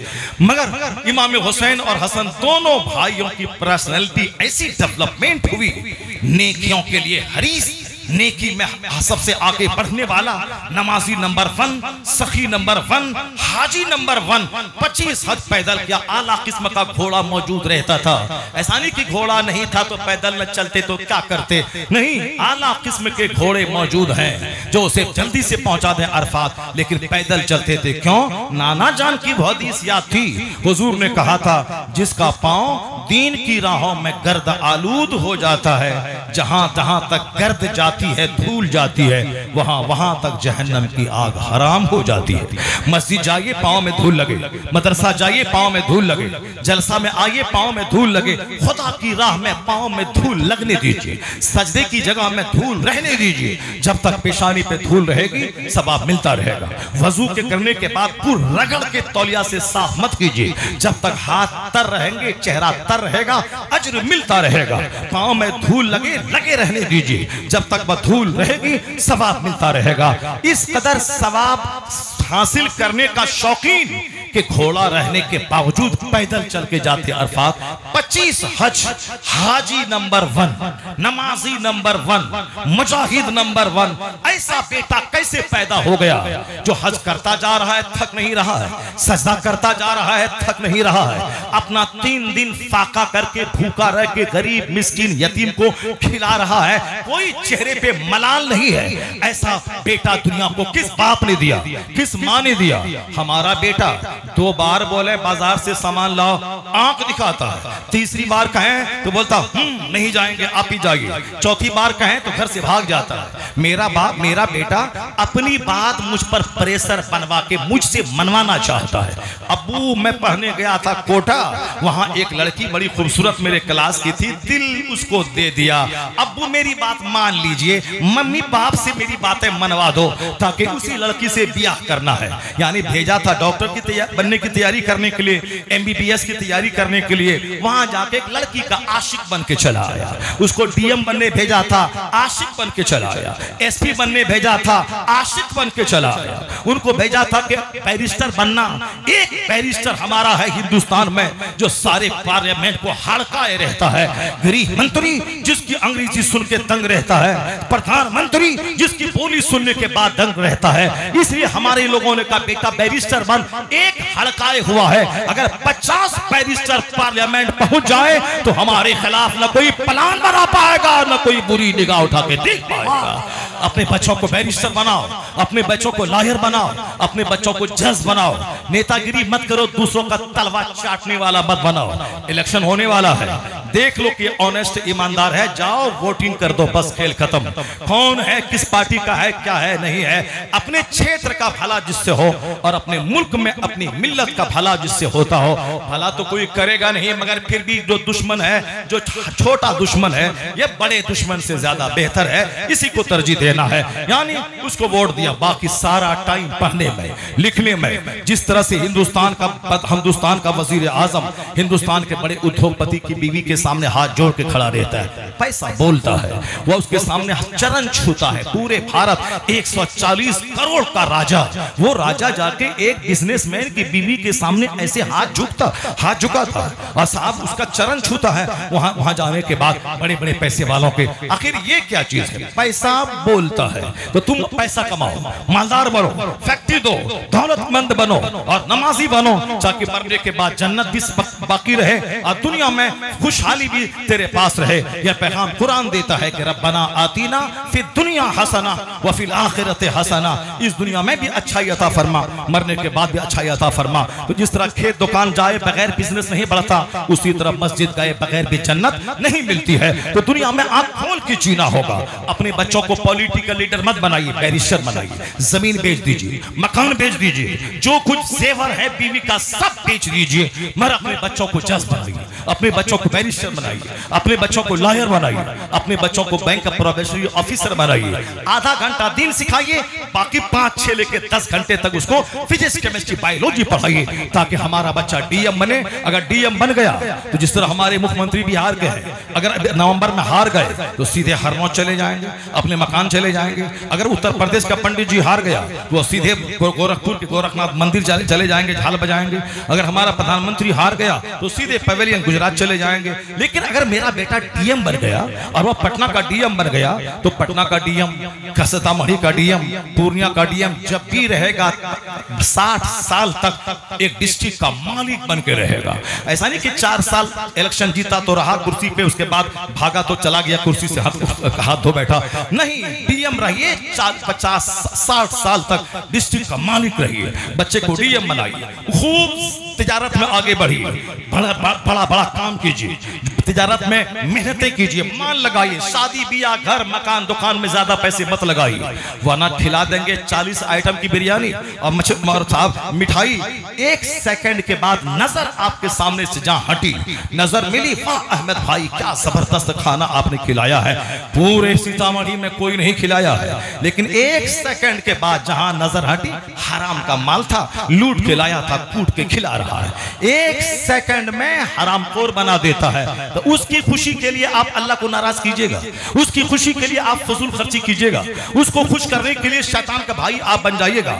अल्लाह कहता है वला तुबस्सिर तबसीरा फाइनल मुबस्सिरीन कानू इख्वान शयातीन, यानी फजूल खर्ची मत कर, फजूल खर्ची करने वाला शैतान का भाई है। शादी ब्याह में नॉर्मल, अकीका खतना में नॉर्मल, ये पिंडाल ये सब कुछ छोड़िए। मस्जिद में मुस्तफा ने अपनी बेटी फातिमा की शादी मस्जिद में करवा दी। आप गुलाम हुसैन हैं तो आप सरकार की इस शादी की नकल कीजिए, अब शादी मस्जिदों में करने को फरोग दीजिए, ताकि लाखों रुपए जो आप डेकोरेशन के पीछे खर्च होते हैं वो बचें। जब वह बचेंगे, बच्चों की तालीम के पीछे खर्च होगा, वह पैसे बचेंगे तो सब मस्जिदों मदरसा की तामीर के पीछे पैसे लगेंगे। अक्ल को ज़ाइल मत कीजिए, बल्कि नॉर्मल रहिए, सिंपल रहिए, सोच हाई रखिए, तब पता चलेगा। आज मेरा बच्चा आंख दिखाने वाला, मेरा बच्चा जोकर, मेरा बच्चा मुझको मार के या मेरे मरने की तमन्ना करती है, या मरे के जल्दी से बक्स में जो 2-4 लाख 10 लाख रुपया है उसको हम हड़प लें, या मरेगा तब 1 करोड़ रुपए LIC की मैच्योरिटी वाली मिलेगी तब हम ले लेंगे। ये हम पैदा करते हैं बच्चे को छुछंदर, बंदर, बदतमीज, बेहुदा, नाकारा, नालायक, फिल्म एक्टर का गुलाम हम पैदा करते हैं। क्यों? इसलिए कि हम 24 घंटे चलाते हैं मोबाइल, और बच्चों के सामने हम चलाएं 4 घंटा, बच्चा चलाएगा 8 घंटा। मेरी माँ मोबाइल चलाती है, अब बच्चा गोद में दूध पी रहा है, वो भूखा है कि मर रहा है कि चिल्ला रहा है, ये मुस्कुरा मुस्कुरा के हाथ सारे हिला हिला के मोबाइल देख रही है। जाहिर सी बात है, जो बच्चा देखेगा मेरी माँ मोबाइल चला रही है, और जो बच्चा देखेगा कि मेरा बाप मोबाइल 4-5 घंटे चला रहा है, जरूरी नहीं, मोबाइल तो हम लोग भी चलाते हैं, लेकिन हवाई जहाज का टिकट देखते हैं, हम लोग भी चलाते हैं, उसमें कोई जरूरी बात हुई तो देखते हैं, वरना कई घंटे तक मोबाइल पड़ा है घर में। असर पढ़ने मस्जिद गए, वहां से मगरिब पढ़ के लौट के आते हैं, इस बीच में मोबाइल पड़ा रहा घर में, कोई मलाल नहीं है, कोई उसके लिए ज्यादा लालायित नहीं है। मैं ये 80 साल का बूढ़ा फजर की नमाज पढ़ने गया है, 10 मिनट में लौट के आएगा, फिर भी घंटी मस्जिद में वजू खाने में टन चल रहा है, वहां नमाज के हालत में टन क्या मतलब है? इतना मोबाइल के रसिया बन गए। जब हमारे बुढ़े का ये आलम है, नौजवान का क्या आलम होगा?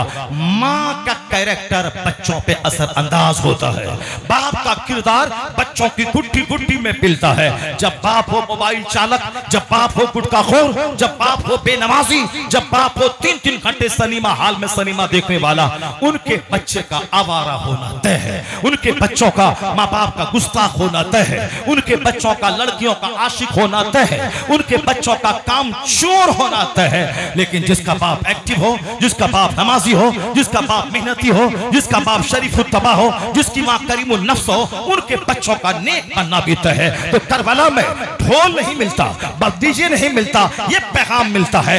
माँ थी फातिमा, 5 नमाज पढ़ने के बाद नफल के लिए खड़ी होती, इशा के बाद फजर एक सजदे में सहर हो जाती थी। बाप ऐसा लाजवाब, दिन भर जिहाद, रात भर सजदा, कोई तीर खींच ले पता तक ना चले, इस कदर नमाज में महव हो जाता था। जब माँ लाजवाब, जब बाप लाजवाब, अली लाजवाब, फातिमा लाजवाब, तो अल्लाह ने बेटा कैसा दे दिया? खून से तारीख रचने वाला हसन अता फरमाया, इमामे हुसैन अता फरमाया। माँ थी फातिमा ज़हरा, तब बेटा हसन और हुसैन पैदा हुआ। बाप थे मौला अली, तब बेटा हसन और हुसैन पैदा हुआ। अखलाक मंद नंबर 1 के अपने लिए सूखी रोटी, कोई इतिहास से मेहमान चल के आया, अनवाओ अक़साम के खाने दस्तरखान पे। आप भी इसी कैरेक्टर को अपने घर में जगह दीजिए, अपना खाइए तो सिर्फ सत्तू खाने की आदत डालिए। सुबह के वक्त में नाश्ता में गैस्ट्रिक की बीमारी नहीं होगी। मुझको लोग डॉक्टर भी कहते हैं ना, डॉक्टर का मतलब हम वो डॉक्टर नहीं जो MBBS हम किए हैं, हम डॉक्टर हैं रिसर्चर डॉक्टर, तहकीक करने वाला डॉक्टर, समाज की जो रूहानी बीमारी का इलाज करने वाला डॉक्टर। और फिर हमें मेडिकल की भी जानकारी है, बहुत जानकारी है। अमेरिका की एक औरत कहती है मुसलमान औरतों को फेयर एंड लवली लगाने की कोई जरूरत नहीं है, उसको लेकमी लगाने की कोई जरूरत नहीं है। सिर्फ मुसलमान औरतों को जो उसके पैगंबर ने कहा है 5 टाइम नमाज पढ़ना, नमाज से पहले वजू करना, कोई ब्यूटी पार्लर में फेस वॉश के अलावा कोई काम नहीं होता। चेहरा में पानी लगाना है, पोंछना है, फिर लपेटना है, फिर पानी डालना है, पोंछना है, फिर लपेटना है। 1 घंटे तक लपेटती रही, पैसा लाओ 1600-1200 रुपए, आ जाओ। फिर जब वह घर गई, सोई, सुबह उठी तो सारा मेकअप उसका बिगड़ गया है। क्या होता वहां? चेहरे को वॉश करना, खुश्क लोशन लगाना। अमेरिका की मिसेज लेडी बीचर कहती हैं मुसलमान औरतों को कोई ब्यूटी पार्लर जाने की, ज्यादा लोशन लगाने की जरूरत नहीं है। वह सिर्फ हर नमाज से पहले वजू करें और नमाज में सजदा थोड़ा लंबा कर दें, चूंकि हार्ट ही ब्लड सर्कुलेट करता है, इनपुट करता है, आउटपुट करता है, इनपुट करता है। ये हार्ट हालत सजदा में ये हार्ट ऊपर रहता है, फुल मिकदार में ब्लड चेहरे की सारी रगों में पहुंचाता है। सजदा लंबा करें, सलाम फेरने के बाद आईने में देख लें, चेहरा हसीन हो जाएगा। जो काम 1 लाख के लोशन से ना निकले वो एक लंबा सजदा हुस्न अता कर देगा। औरतों को सुबह सवेरे टहलने की कोई जरूरत नहीं है। हाथ में लाठी लेके रामदेव जी ने बोला, अब सारी औरतें हाथ में लाठी लेके सुबह वॉक कर रही है, कोई वॉक करने की जरूरत नहीं है। औरतों का स्ट्रक्चर अलग है, मर्द का ढांचा अलग है।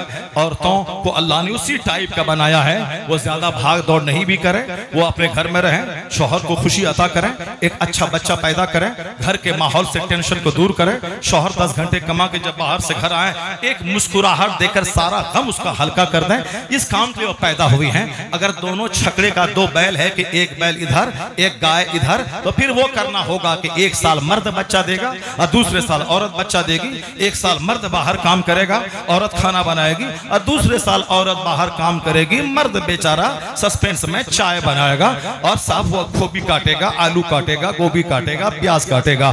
ये दुनिया के सिस्टम की मुखालिफत। जब ऐसा नहीं हो सकता है तो फिर ये नारा कि दोनों बराबर हैं, समान अधिकार दोनों को मिले, कैसे मिलेगा? अल्लाह ने उसका ढांचा अलग बनाया है। इसके ढांचे पे दाढ़ी है, उसके ढांचे पे चिकनाहट है, चूंकि उसके लिए वो जरूरी है। हमारा ढांचा ऐसा, सिर्फ मैं लुंगी पहनूं, नाफ के ऊपर पूरा बदन खुला रहे, किसी में कोई हरकत अल्लाह की कसम पैदा नहीं होगी। न औरतों में हरकत पैदा होगी, न मर्द में कोई हरकत पैदा होगी, क्योंकि नाफ से लेके पांव तक ये सत्र औरत है। इसके आगे न औरतें देखने के बाद वो उछल कूद के इस पर कुर्बान हो सकती हैं, क्योंकि ऐसी पोजीशन ऐसा नहीं है।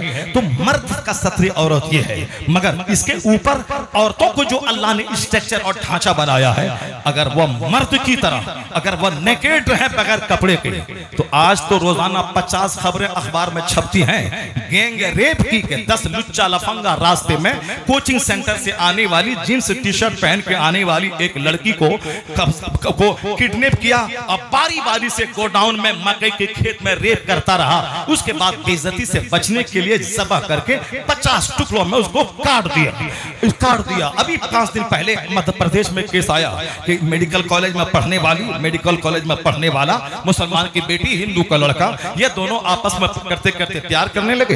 प्यार करा, शादी कर ली, इस्लाम छोड़ा। मौलाना की बात होगा, कौन मौलाना, क्या मौलाना? ये मौलाना हमें तकियानूसी बना देगा, ये मौलाना हमें पर्दे का कानून देकर के तरक्की की राह से रोक देगा, ये मौलाना पुराना मौलाना 1000 साल पहले का कानून बताता है। मौलाना का मुखालफत करो, ये मौलाना की बात नहीं मानी जाएगी।